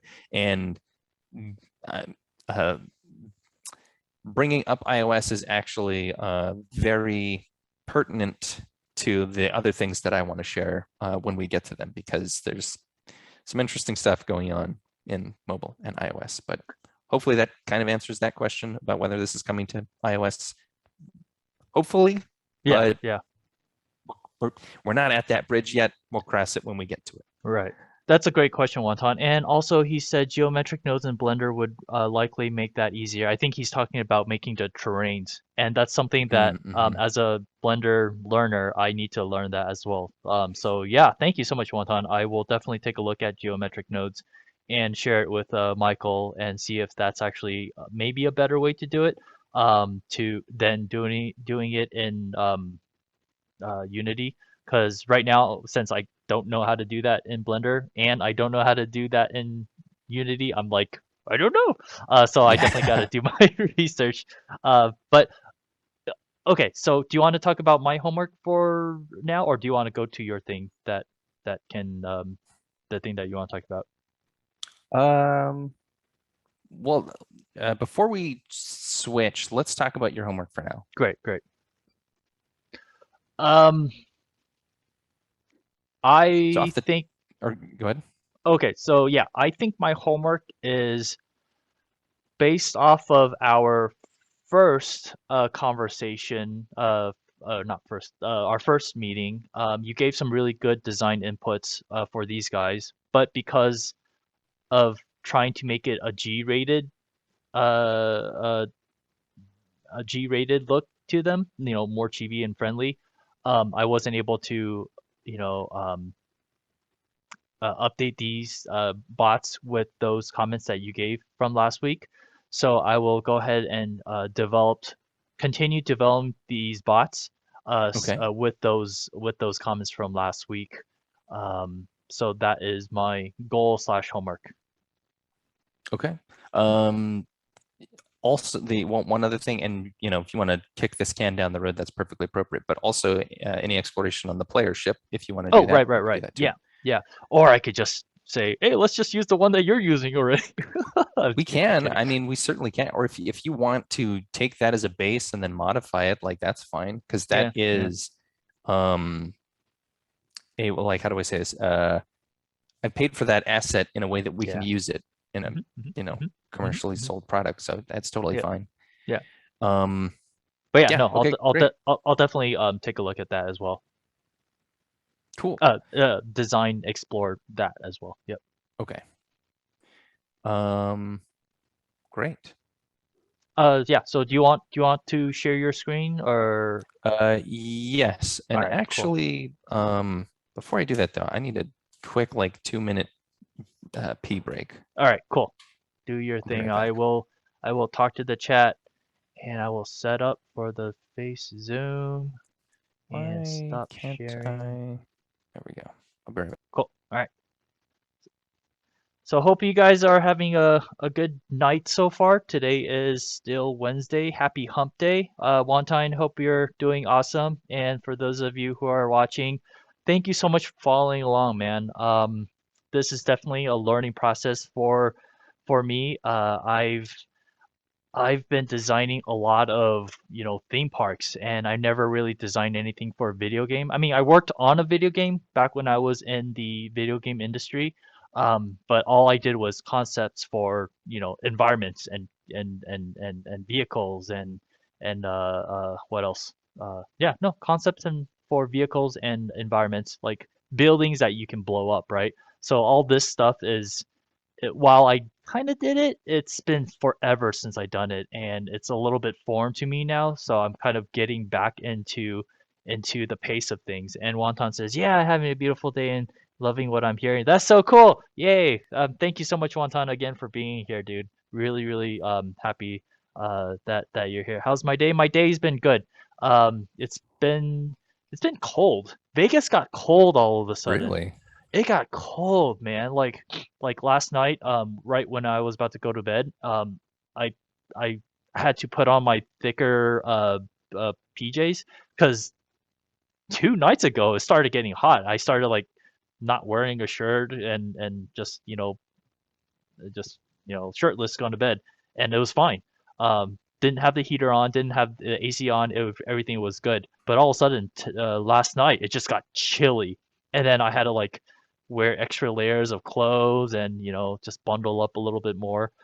It's weird, but yeah. Other than that, everything's well. It's just getting a little bit cold. How's the weather over there? Um, a little wacky. Like it's warm and there are intermittent thunderstorms. Um, but it's fine. Nice, good. It's not good. It's not cold. It's not chilly, that's for sure. Mm. Wonton, how about you? How's Canada right now? Is it super cold? But yeah. Close But yeah, the chat. go Let's ahead, look it Michael. up. Let me Okay, sure. yeah, Give me a you have the second ball. here. Yep. Wow, I've got too many things open.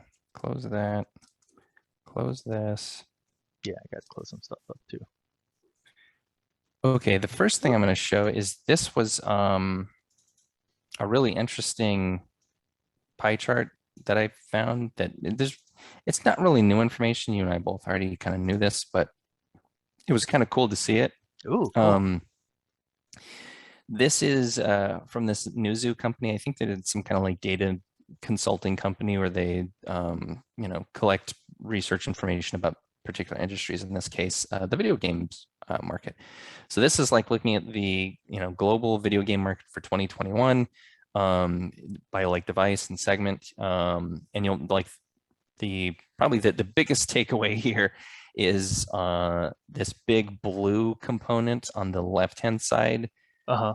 which is basically the mobile games market, which is Uh-huh. $93 billion and accounts for more than half of all games. So, kind of coming around, going counterclockwise around the pie chart here, then you get into consoles, which is 50 billion, and then PC, which is, 30 6 billion.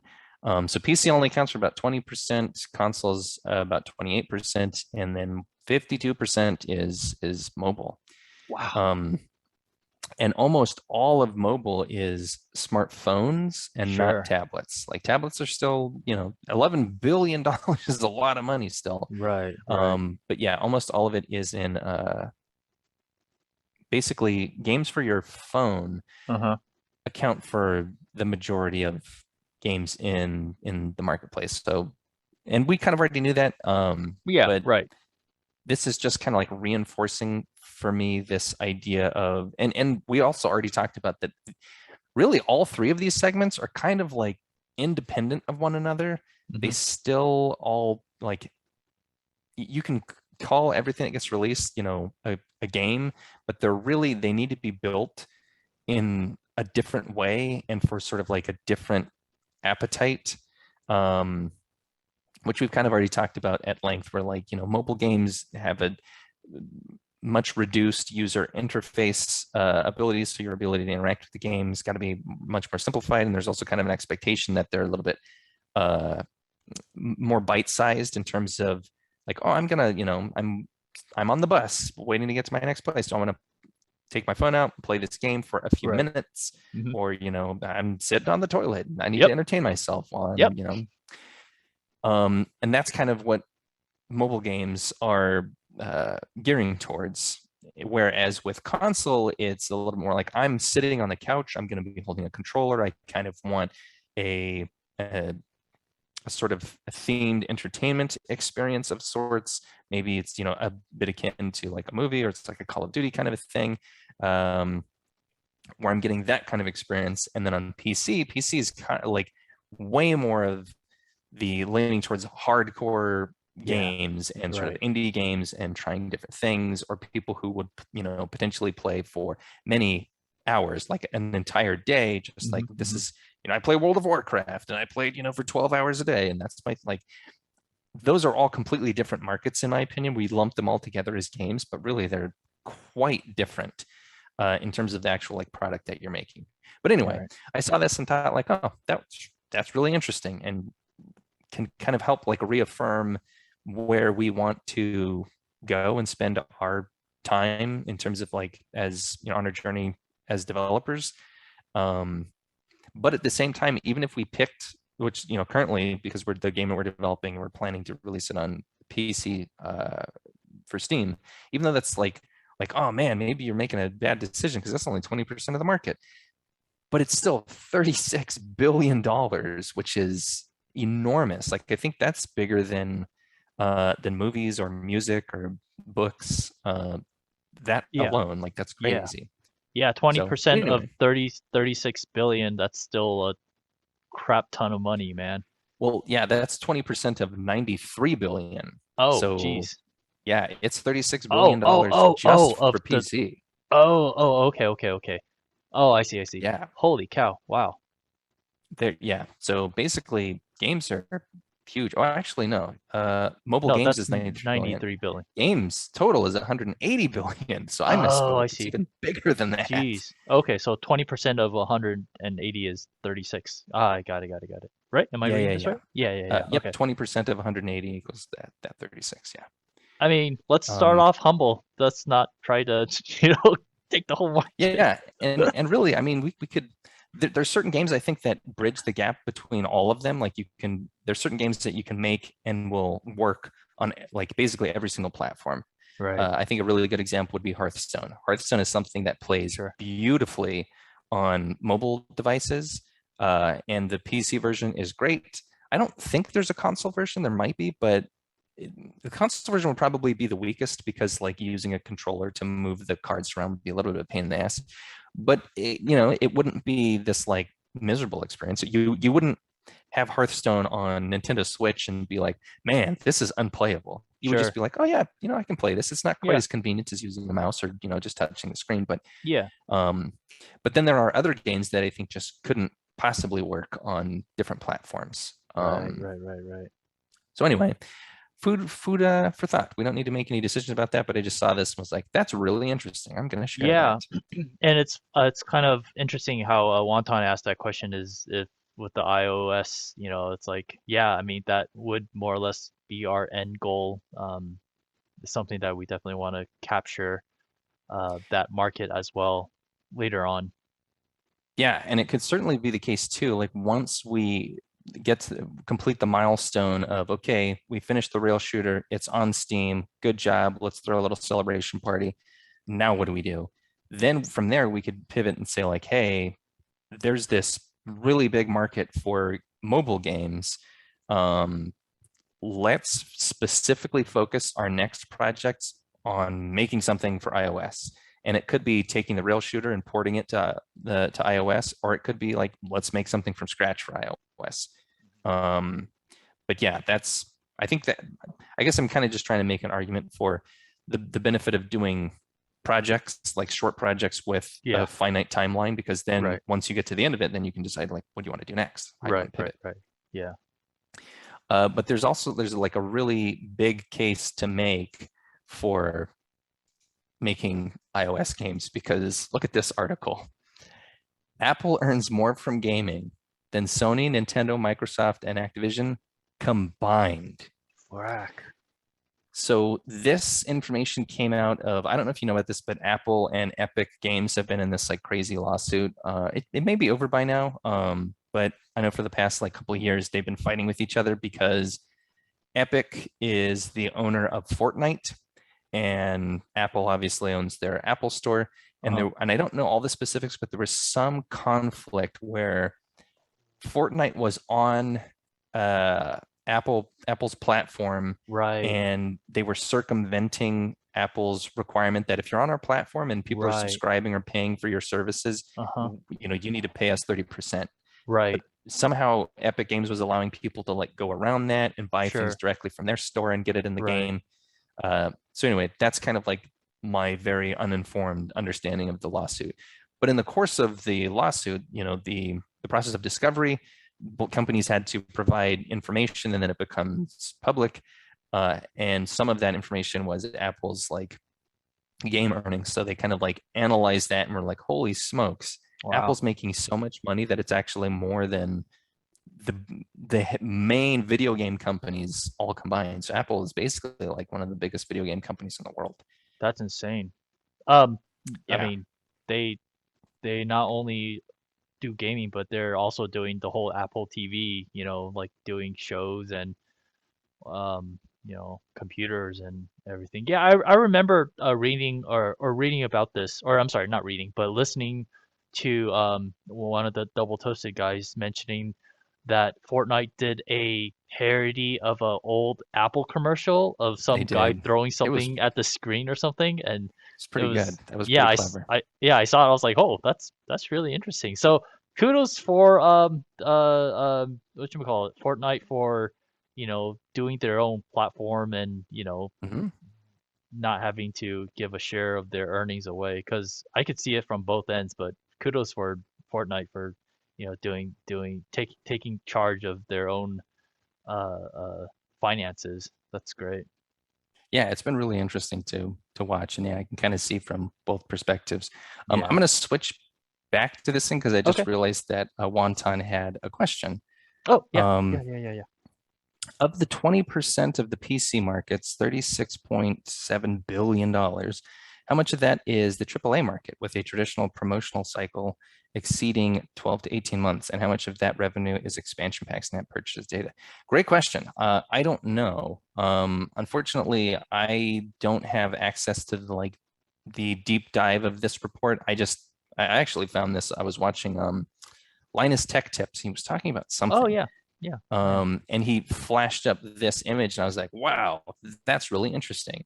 Um, and then I went to the company Newzoo to see like, oh, like, can I read more about this report? But then it's like there's a paywall, and you have to like, Yeah. Screw it. and not just a regular paywall. It wasn't a like, hey, if you want access to the report, give us $200 or sign up for our annual subscription of $50. It Yeah. was like, click here to contact us, and we'll figure out how much you should pay. Like, Okay, that's weird. Hmm. But anyway, so I don't have access to the full report, so Great question they though, man. may have that kind of information. Yeah, really good, very astute question. Yeah. I would imagine that the AAA component is probably a lot of that. Because the I mean, you just look at the success of something like the Call of Duty series, and now they well historically we're cranking those things out every single year, but now that Activision's been acquired by Microsoft, they're actually not going to be making a Call of Duty every single year. Finally, give those teams an opportunity to breathe a little bit and maybe make something um, you know that's not kind of just the same game every year. Um, but yeah, I imagine that the AAA guys are really eating up the lion's share of that PC component.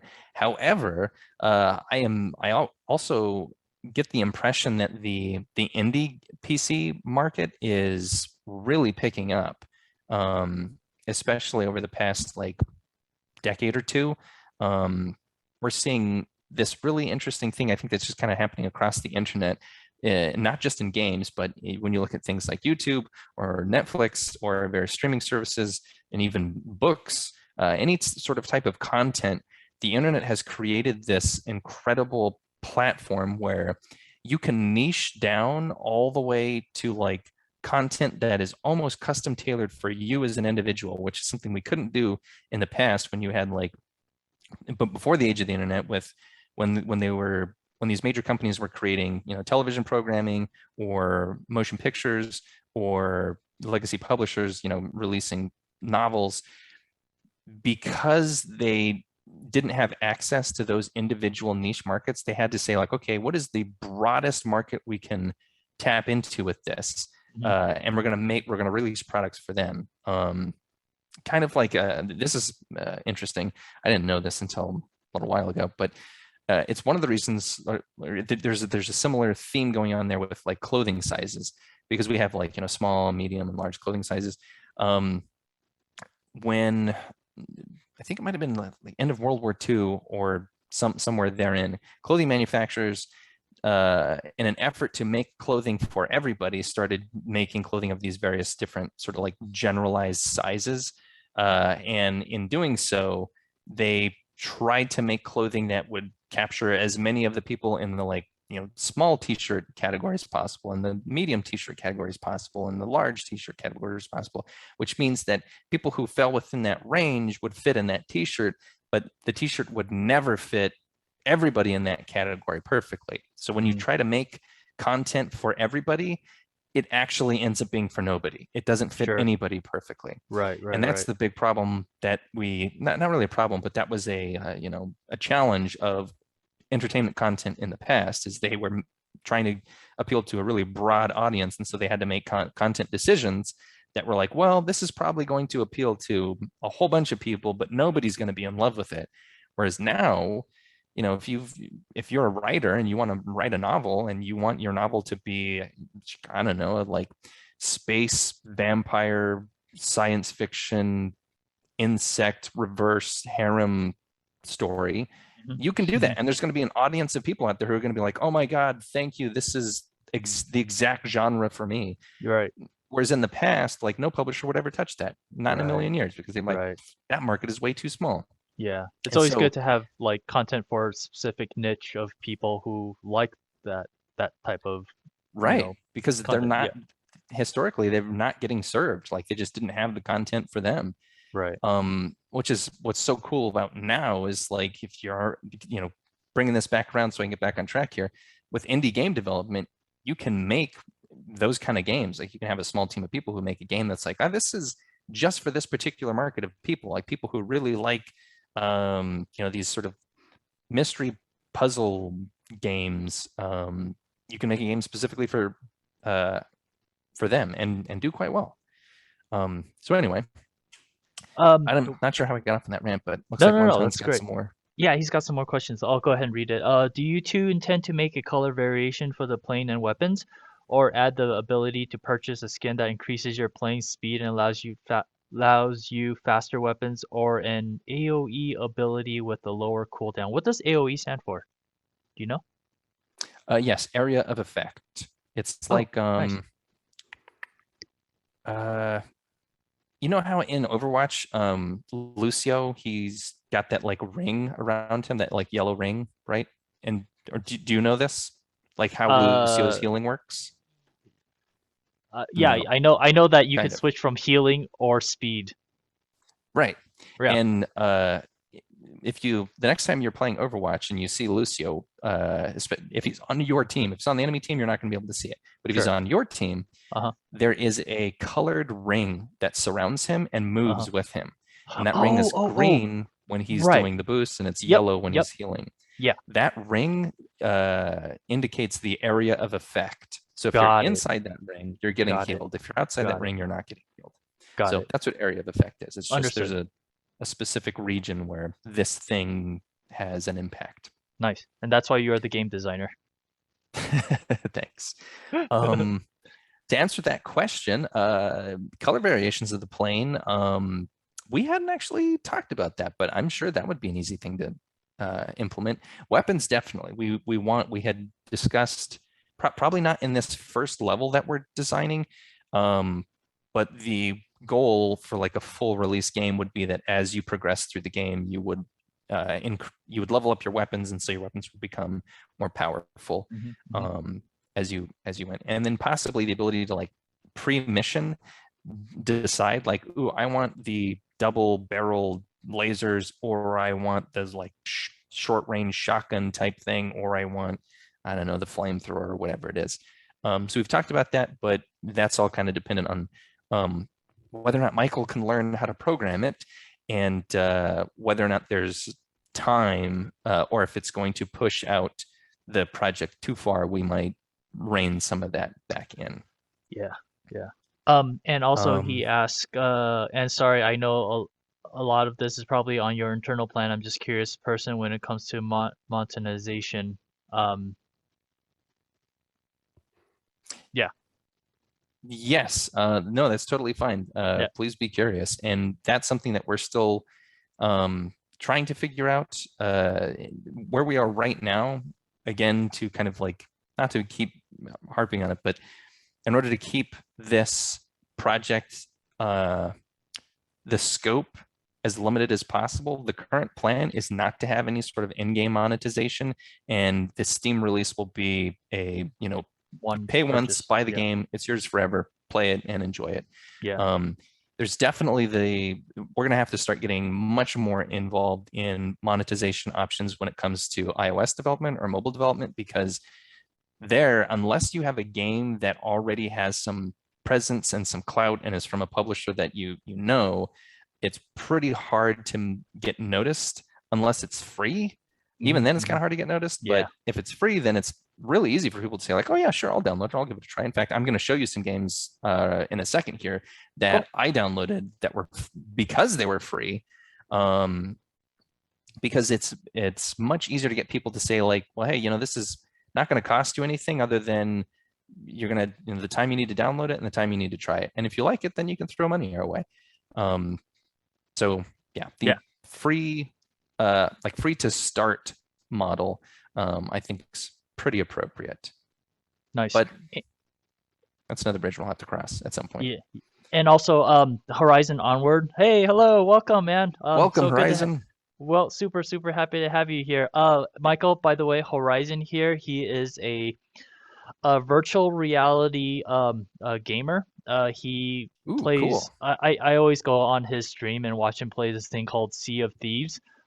They play Oh it in yeah, virtual reality, and he and his that game has buddy. amazing water graphics. Yeah, it's so beautiful. He and his friend Zen. I always watch them. I watch their streams simultaneously.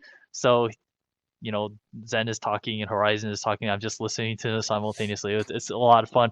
But yeah, these two people right here, Horizon and Wonton, I would love to, once we get our game done, if they're willing, I would love to have these two specific people test out our game because Absolutely. they are true That gamers, would be and great. I follow them. They're good people, and I'm so happy to have both of them here and just have them. Yeah. Thank you for being here, Horizon. Yeah, welcome, Hope you're guys. having an awesome day, awesome night. And Michael, you said you were going to show something? Oh, yeah. Yes. Okay. So I had mentioned before we started streaming our design sessions, I had mentioned that I was doing some research to find rail shooters on mobile on iOS. Hmm. And I downloaded a bunch, but I hadn't tried them. Well, I've tried them, and now I've got a couple that I can like share with you and kind of Cool. yeah, explain like, oh, here's what's going on with this. Oh, we'll start with this one. This is Foxwing. This is the game that was like the sort of Star Fox clone that I was like, this is cool, but it's kind of hard to play. And forgive, this particular video has this weird like Grainy. old school celluloid film Uh-huh. particle filter on it. That's not actually in the game. But anyway, this guy basically just made this sort of Star Fox clone. I don't know what he made it in. It kind of looks like it might be Unity based on Uh-huh. like the environment and the way the physics is working, but um, Oh, whoa. it's neat, but it's really hard to control. I see. Because you're basically, I think you're using your left thumb. Yeah, you can kind of see it on the screen right there. Like this is where he's placing Got it. his thumb to move the ship, and Got then it. you're tapping the buttons with your, so you're moving with your left thumb and tapping the buttons with your right thumb.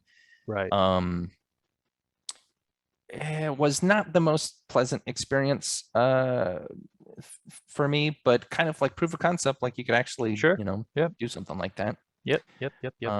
So that's that game. That one is the closest to like what we're working on that I could find. The other ones are all a bit different, but in ways that I think are kind of interesting and worth talking about. So the next one is this game called Smash Hit.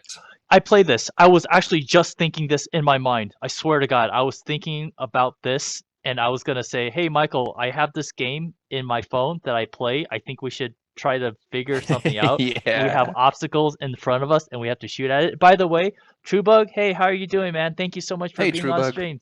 Nice to see you, dude. Horizon says, "I would love to test it and I'm doing good. Hope Oh, everything's awesome. good." Thank you, Yeah, Horizon. thank you so much, Horizon. You're awesome, man. So good to have both of you guys, all three of you guys in here. Yeah. But yes, Welcome. absolutely. I have this game. I'm too cheap to actually buy it, so I play as far as I can get, and that there's always like I always get stuck on one place, and I just have to start all over, and then by that time I get Hmm. super lazy. I don't want to play anymore. But this is an amazing game. The music behind it is awesome. Oh yeah. I'm gonna turn that on. Can I add music? Yeah, the music is Oh yeah, it's real so mellow. good. Yeah, it's very, and then as the stage gets harder, the tempo will start to increase, um, uh, uh, X amount of beats Mm-hmm. per second. It's very fun. It's so well designed, in my opinion. Yeah, I think so too. And it's fun to like play with the physics, like shooting these like ball bearings and then Hmm. shattering Hmm. these glass components and then things that you need to like shoot before, before you crash into them. That's all really cool. One of the things about this game and that you'll see about all the other games is they completely take away movement control from the Hmm. player. So the Hmm. player is only tapping the screen to shoot stuff, Yeah, which on mobile I think is definitely the way to go. And I mean, we could probably spend some time in like R&D trying to figure out how to make both flying and shooting work in a right, mobile right. interface. But you know, I'm going to be humble and say if all these other people who've been developing games for so long haven't figured it out yet, we're probably not going to figure it out. Sure, sure. Uh, so when and if the time comes to think about rail shooter for mobile, Right. probably iOS specifically, just because that's probably the platform that I'd be able to develop for initially. Well, I guess Unity Yeah. can uh, send to different platforms, but in addition to Unity development, I'm also learning iOS development, so Hmm. Hmm. I'd probably be a little bit more comfortable with that. But the point of all that is just to say that I think that transition may necessitate at least like if we were talking about the rail shooter that we're making right now, Hmm. we would maybe need to look at like, ooh, what do we do with the ship? Like maybe maybe there actually isn't a ship, and Is maybe you're right. just It's all flying PO through space and for touching the first screen to shoot person. things. Yeah. And also, we have to remember that the Hmm, iPhone the has gyroscope, yeah, gyroscope that you could actually move the plane left or right by just by tilting it. totally. Yeah, that's a good point. So yeah, you Yeah. could actually, yeah, I guess you could do that. Well, that's another project. We'll save that Yeah. discussion for like, Yeah. my mind's already like, ooh, yeah, we could do this and we could do that. I'm like, rein it in. Like, Yeah. let's Yeah. calm Yeah. down. But anyway, yeah, Smash Hit. I saw that and I was like, oh, that's really cool. Yeah. This game is Um, awesome. there's a couple others here that I think were really neat. Like this one reminds me a lot of that Lost World arcade game we looked at and Mm, Time Crisis. right. Let me. So you're basically, well, I've only played like the first 2 minutes of this game. I don't know what happens after that. But so here you've got like these targets on screen, and the player's just tapping the screen where the targets are. Uh-huh. And then in the bottom left, where the magazine is, when Uh-huh. that empties or when you're ready, you tap that and you'll go into this reloading animation.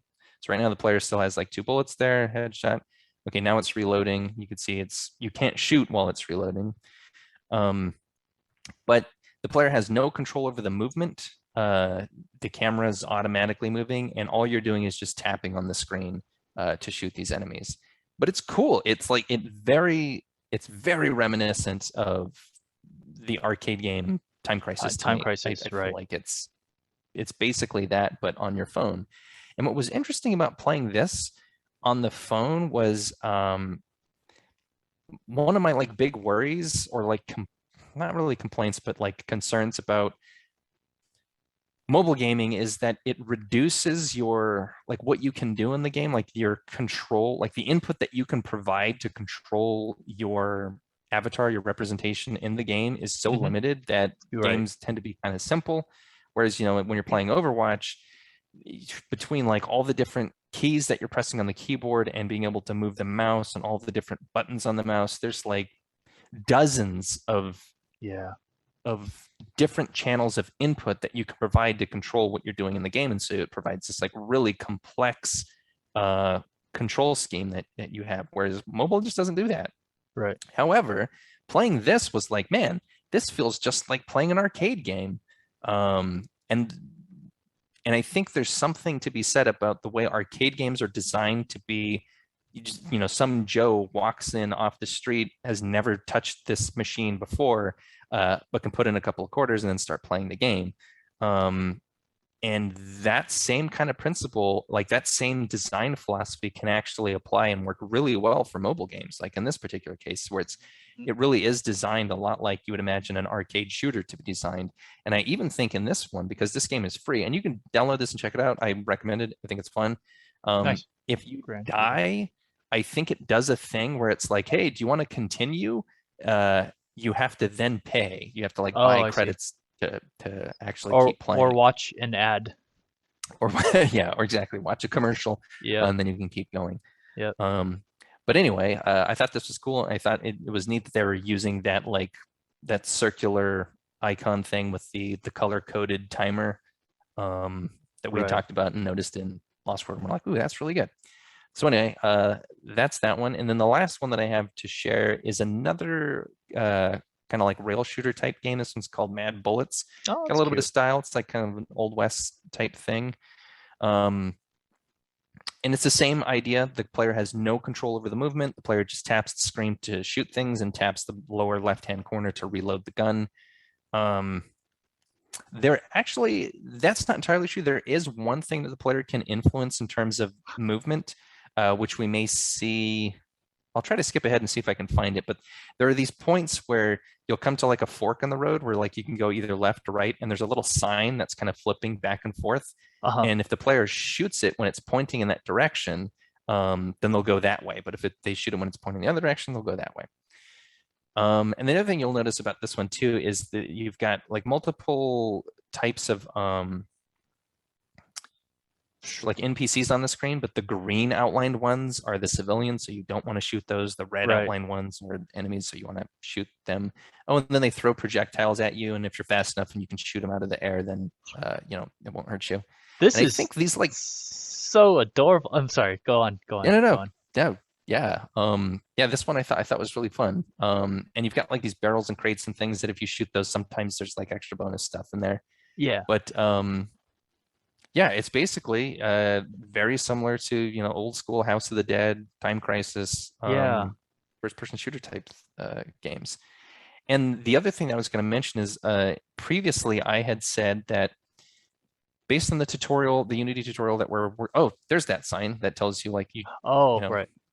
and I guess if you So, don't shoot it soon, then it'll just, when you get to the sign, whatever way it's pointing, you're just going to go that way. right. I had mentioned that with Unity, I wasn't quite sure if I would know enough to be able to do both, flying the plane and these sort of on foot missions. Hmm. That fiasco that I had with the timeline actually has I've realized that given what I now know about the timeline, we can definitely do this. Sweet. As long as there isn't an actual physical character to represent the player, Hmm. we can definitely do this. Like this on foot section where the camera's kind of like moving and maybe pausing and looking at a vignette, and then you're shooting things and then moving to the next thing. I feel very confident we can make that happen. So if we So want to so include that, no we can. no third person. You have to be like a first person shooter. Then you would. Well, we actually could. I mean, if you made a model of like the pilot of the Mm, ship and we wanted to yeah. put it in there, we could do that. I mean, Well, I don't. there are Hmm. additional functions there Yeah, that yeah, yeah. because basically it would be almost the same thing as with the ship, where you've got like the ship, you've got the camera, and both those things are attached to the player rig object, Right, and then right. you just move all of them together. We could do that, but it Yeah. is a little bit more complicated Sure. than doing something like this without, Yeah. where you're just like assume that you're in first person POV. Right. Um, that I I think is easier. I think that makes sense. And to this game is absolutely adorable. I You love like I this game, love huh? I love the little bullets, how it's animating. Hmm. Like, it's not just the idle state. They have like different faces, and the fact that when you click on the targets, they explode as if you're shooting like a wall of wood, Yeah, Uh, right. Hmm. it's very, very cool. Oh, and also, TrueBug asked if you don't mind, where are you guys in the development stage? Currently, TrueBug, we are in the very, very, very beginning concept phase right now. Hmm. Michael is learning Unity, and I am uh, developing what all the assets kind of look like, all the robots, and then I'm gonna have to take those robots and then make it in Blender. Will this be a mobile game exclusively? The answer to that is no. Currently, we are not working on the mobile. We're looking at mobile games right now, just for exploration of what we can do later after our game has been done. But we are looking at releasing our rail shooter game on kind of like a PC con console. Is that how you say it? PC console? Just PC, right? Yeah. Yeah, PC. Yep. Just Console PC. console is the hand. I'm Hmm. still Yep. learning the whole verbiage to it. No But yeah, problem. hopefully that answers your question, Truebug. Oh, King, about to head to work, but stopping by to show some love. Hey, thank you so much for being here, King. Yeah, again, King is an awesome DM. Hopefully, Michael, hopefully you can hear him uh, do his thing someday. I think next Wednesday at 3 p.m. PST, he and Andy has their stream, and they also do their D&D session, and I'm definitely going to be there Cool. to watch. So yeah, have a great night of work, man. Take care, and please be safe, dude, when you're out there working. All right, protect Thanks, your ears. King. Yeah. Truebug says, good question. Yeah, great question. Truebug. Thanks, Wonton. Yeah, and then Wonton also actually mentioned Super Monkey Ball, Mario Run, and Temple Run. Um, yes, those are great games for inspiration, especially Super Monkey Ball. I Oh, played I see. so much of that game when it came out on GameCube. Yeah, that was an amazingly addictive game and really good looking game. A lot of fun, and the music's really good too. So Nice, nice. good suggestions. Yeah, thank you so much, Wonton. Um, yeah, thank you so much for sharing this with me, man. Sure. This one, I really, really like this one. It's so cute. It's absolutely adorable. I would, Yeah, this I one's got would, a lot of style. yeah, I would spend money to buy this because this is a lot of love has been put into this game. I could tell. It's Hmm. there are a few things there are a few visual things that is clashing, but to me, Hmm.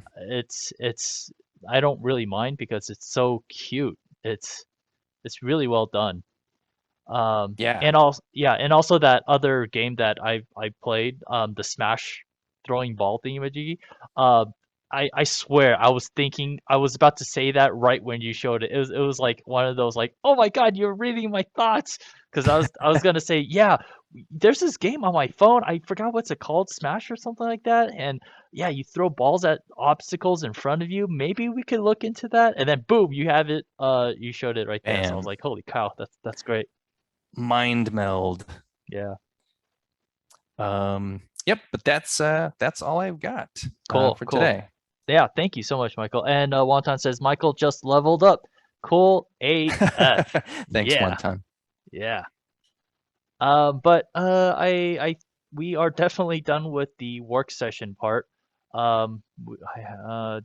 Michael, do you want to stick around for a little bit for a Q&A or anything? Sure. Um, we've been streaming for about 2 hours and 30 minutes. So if you guys have any questions at all, please let us know. And I mean, we'll stick around maybe for another 5, 10 minutes if there's no other questions. But other than that, I think we had a great stream tonight, man. Thank you again for your feedback, Michael, of Sure. all the work that we've done so far. And I am very curious as to what I will be designing and show you Sunday. Um, yeah, I'll definitely work on the robots that that I worked on last week. Hmm. Or not with it. Yeah, it was or Sunday. And then hopefully have something better to show by this upcoming Sunday. Well, it's Sunday and then Sunday because today's Wednesday. Yeah. Yeah. And then hopefully fingers crossed we can like choose something that we like and then I could start modeling it in 3D and then we could spit it out into Heck yeah. Unity and then Yeah. we could just put it at least have something in the environment so that you can take it and put effects and fire stuff at the chip and so things could Right. be more fun.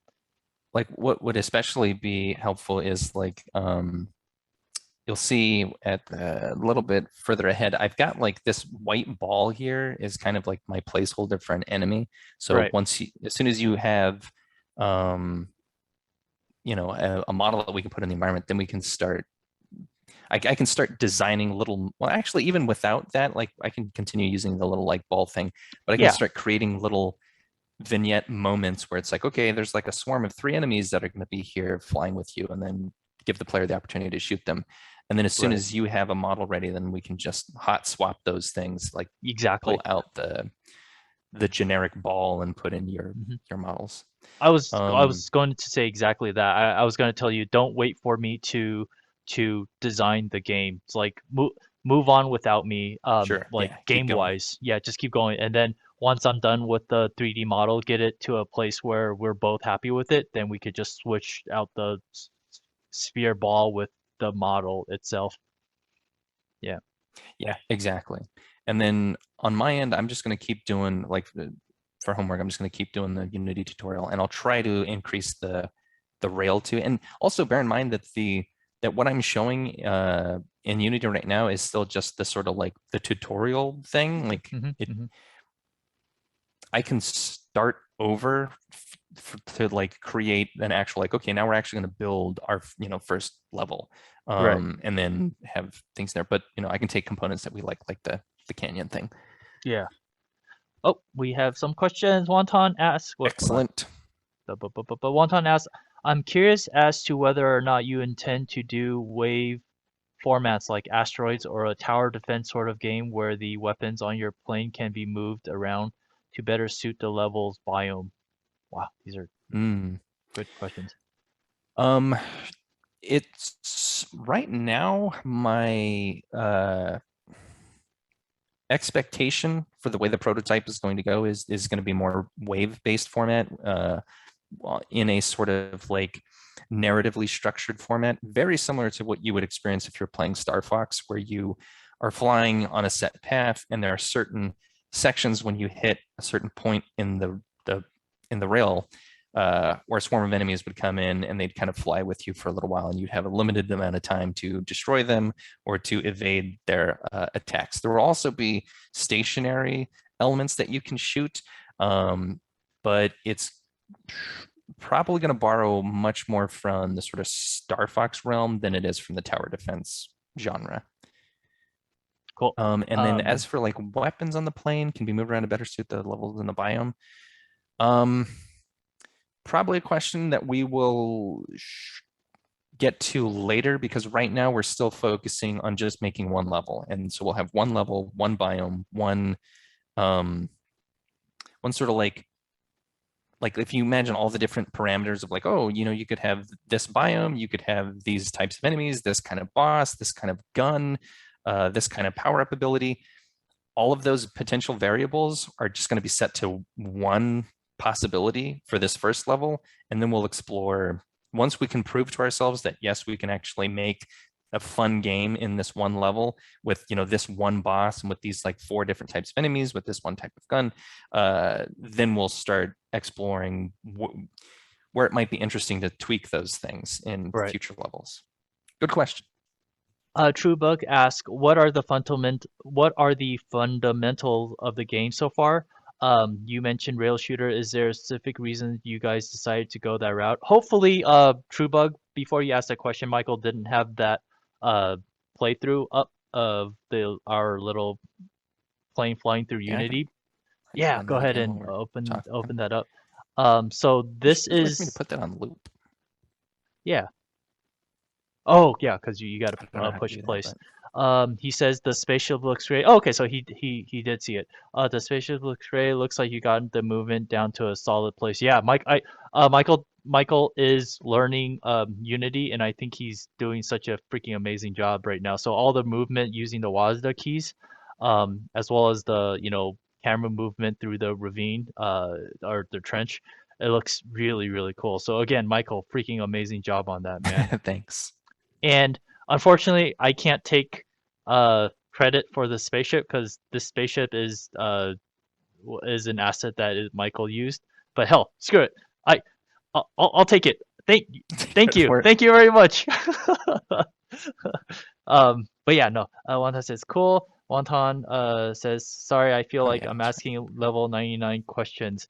Yeah, no. This is exactly the type of place to the section of the stream to do it at. Yeah. And unfortunately, I love the level 99 questions. Yeah, unfortunately, I can't answer. I can't answer any of the level 99 questions because I don't know a lot of the ins and outs of video games. So Michael here, he's the expert game designer. Thank God you're leading this, man. But you definitely have an eye for this, man. I like, especially when I'm designing stuff. You played a fair amount of games in your life that you have accustomed your brain to be able to detect what works and what doesn't. And that's very, very important. Like if I started designing a game just by myself without your expertise, there would be a lot of mistakes that I would do is because I don't play a lot of video games. But with your knowledge, it definitely will help, as well as avoid a lot of like simple mistakes. Well, thanks, man. Yeah, it's I'm glad to finally be putting all those years of procrastination playing video games to good use. Yeah, it was all in development. TrueBug asked, do you guys have a specific setting in mind? That the answer to that question is a work in progress, actually. On today's stream, we found out, because previously we had been working towards a very specific setting, which was a sort of like a kind of earth-based farmland agricultural kind of setting where the player was going to be flying a crop duster plane and kind of like trying to protect their farmstead. But what we kind of discovered in exploring that art aesthetic, we found some kind of clashes between the enemy design and then the character and level design, and we weren't quite feeling very confident about How making those those two things merge. And we cohesive, were yeah. right, and we were getting a lot more excited about kind of like the sci-fi robot direction. So we've kind of moved, we've pivoted back to that, and now we're going to like at least this first level environment is going to be probably pretty similar to what you're seeing on screen right now, where you kind of got this sort of temperate forest, alpine region kind of thing, where you're going to have some mountains with some snow, but it's mostly just going to be a green kind of forested area with some like rocky canyons and things like that, at least for the first level. Once we get that done, then we might start exploring like, okay, well, level 8 though is going to be on like in a I don't know, a lava type theme, and you're going to be flying through fire caverns and stuff. Like Right. that's certainly possible. But for now, one step at a time, and we're going to start with something that's a little bit more familiar. Yeah, and Michael, you can't see this on your screen, but I'm pulling the robot designs. Oh, here, I'm Um gonna oh, no, no, stop no. sharing. Keep sharing. Keep sharing. Keep sharing. Oh, You're fine. sure. Well, Yeah, but if you're gonna yeah. pull up the robot designs, we could look at those. No, no, no, no. No, that's fine. It's fine. I mean, just put it right there and put it right there. Yeah, what Michael was talking about is I was designing these guys from Sunday, and we feel based off of today's discussion, we actually like the aesthetics of these versus something that looks a little bit more chibi and anime-ish and more cutesy. Um, for me personally, I like to look at these kind of shapes a lot better in our rail flying shooter game. I want to shoot these instead of like cute robots. So I will be continuing to develop these guys and hopefully have something cool to share um, by next next Sunday at 7 p.m. So if you guys are interested, we will be back but on Sunday at 7 PST. Yeah, there you go. PS, Cool. yeah, yep, Pacific Standard PST. Time. Yeah, PST. Hey, Redline, how you doing, Redline? Michael, meet Redline Dragon. Dragon, he is a amazing line art artist. He's Cool. not only does he do digital art, but he is also a traditional artist too. Not a lot of people uses pen to draw anymore, so he's freaking amazing. So Truebug says, those designs are awesome. I love the green liquid, very mysterious. Oh, thank you so much, man. I really appreciate it. Truebug also says, I may have missed it, but what's the narrative explanation as to why you're piloting the ship? If that's something you've discussed, of course. Um, yeah, We had a narrative explanation. Now we're going to probably need to come up with a new one, because the previous explanation, when the player was piloting the crop duster, was like, hey, this is your home and you're getting invaded by these robots and robot bugs. So defend yourself. But yeah, now we're probably going to need to come up with some sort of Star Fox-esque, like you're part of this elite, group of like this task force starfighter defense team that's like, hey, one of our planets is getting attacked. Like, we need you to go in and deal with it. So yeah, that's probably where that's going to go. But mhm. TBD. Yeah, TBD. Stay tuned. Dragon asks, what kind of game is it? Oh, here we go. Well, yeah, there you go. Oh, perfect. So really quick, Dragon, we are creating a rail shooter, and it's going to look something like this. And bear in mind, this is a tutorial that Michael has been watching, and this is what he has created so far. And I am super, super excited as to see how our game is going to become. I mean, if this is just the tutorial version, I can't wait to see what we develop as a real legit game. So yeah, this is the kind of game that we're striving for, Dragon. Super, super excited. Yeah, we're going to take a lot of inspiration from games like well, really, Star Fox is the primary game really Yeah. that inspired me to fall in love with this Hmm. Hmm. genre. There are other like the 2D sort of like flying rail shooter games, like one in the arcade that I played a whole lot was 1942. There Oh, are games right. like that that are kind of in this same vein, but this is like the 3D version of that. Um, yeah, Yeah. and the hope is to release this on Steam on PC when we're Hmm. done. Hmm. And again, anyone who is in the chat is who are interested in testing out our game, you guys are most definitely welcome to test it out because you have Yes, been with please. us through the whole development journey, and it would be a disservice if you guys were not the ones to test it out and play it. So again, thank you guys so much for being here and watching and just sharing this moment with us. And this is like episode 2, you know. Um, Although Michael, I've been, working on various projects For us, it's episode for 97 or yeah, something. yeah, yeah. Until one day we're like, ding, hey, we should share this with people too, and they may be interested in developing and pushing them towards, achieving their goal. And I guess that's one of the things I want to talk about really quick before we wrap up is that Michael and I were hoping to create our Twitch channel. Not this channel. This channel is Lead Design Studio of just, I'm drawing, right? Cutesy anime stuff, but he and I we want to create a channel where we can bring a whole bunch of people together in one place and just kind of give each other encouragement, just to show that even though Michael and I are not game developers, we're not game designers, as long as we strive to do what we want to do, like day by day, watch like little tutorials by little tutorials and get better and better each day. That you can do it, you can tackle your dream. And I'm hoping that we can start this Twitch channel and have you guys who's ever in this chat right now to be invited into that channel as well. And when that happens, we'll definitely let you know. But until then, we're gonna continue to meet here every Wednesday and Sunday at 7 p.m. PST. And Trubug says, I think the idea of a crop duster defining your home is awesome.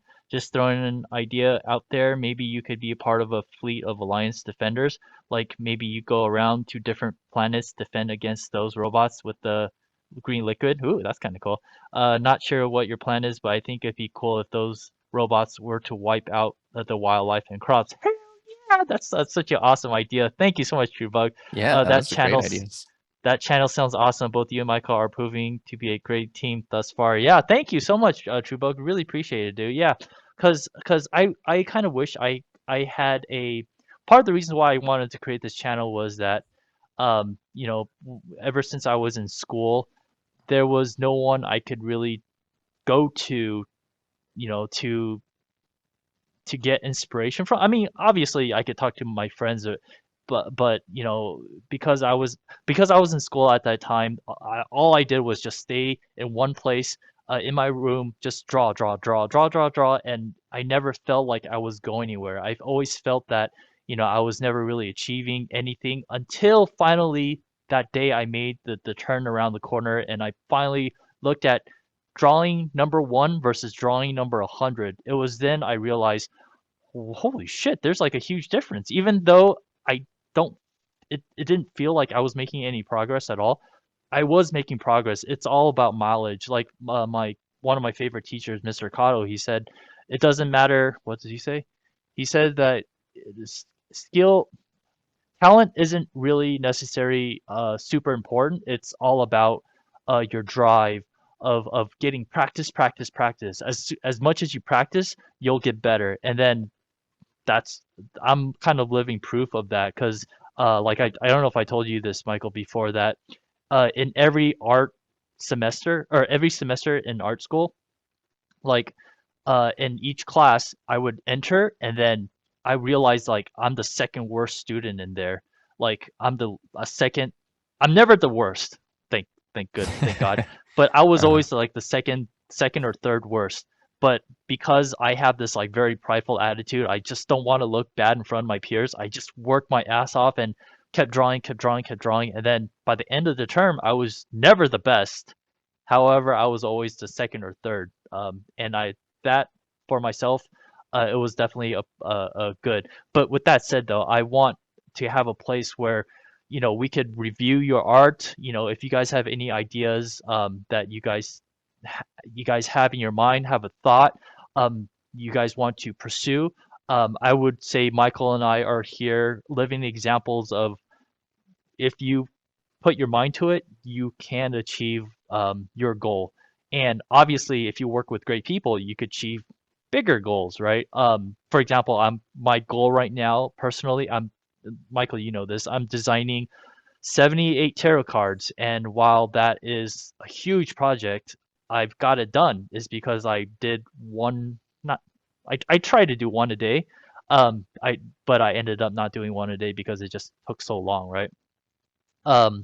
There's life happens, and I sometimes forget or I get lazy, but as long as I keep at it, keep at it. And today or a few weeks ago, I actually finished all 78 pieces, and that's awesome. That's a self project for my own. But now that I'm actually working with Michael, I'm doing something that I'm very, very foreign with, but because of his expertise, I'm able to combine my skills with his love and interest of video games and of programming. So yeah, I mean that's just again, hopefully our channel is just a place where people can gather and just be inspired and be able to share whatever their projects they're doing, and not just on my channel, because Lord knows I love seeing you guys sketch and share your art with me. But if you guys could share your stuff also with Michael and with the rest of the community, that would be amazing. Yeah, and the only thing that's stopping us right now is we haven't come up with a name yet. So once we come up with a name, we'll definitely let you Work guys on know. it. But Michael, do you have anything to add? I know we're running at almost 3 hours now. 10 more minutes and it'll be 3 hours. So do you have anything to add? Um, I mean, you said it very well. The only other thing that I would add maybe is that part of my inspiration for doing this is giving people a window into the creative process in a way that kind of demystifies it and makes it Right. less uh, because one of the things that is challenging, especially if you're interested in creative pursuits, is you can see documentaries or whatever about like, oh, hey, here's how Pixar made this movie. They're even those behind the scenes looks are very carefully crafted and curated, and they edit out the things that are boring and the things that make them look bad or don't work. And so the version you get is the really sexy version of here's how to make a thing. Hmm. But the reality of the creative process, if you see that and you think like, okay, that's how that gets made, and then you try to go do it and it's not like that at all, and you're making all these mistakes and it's really hard and you've got writer's block, and the thing that you're making sucks, and you're like, geez, this isn't going anywhere near, I guess I'm just not cut out for this.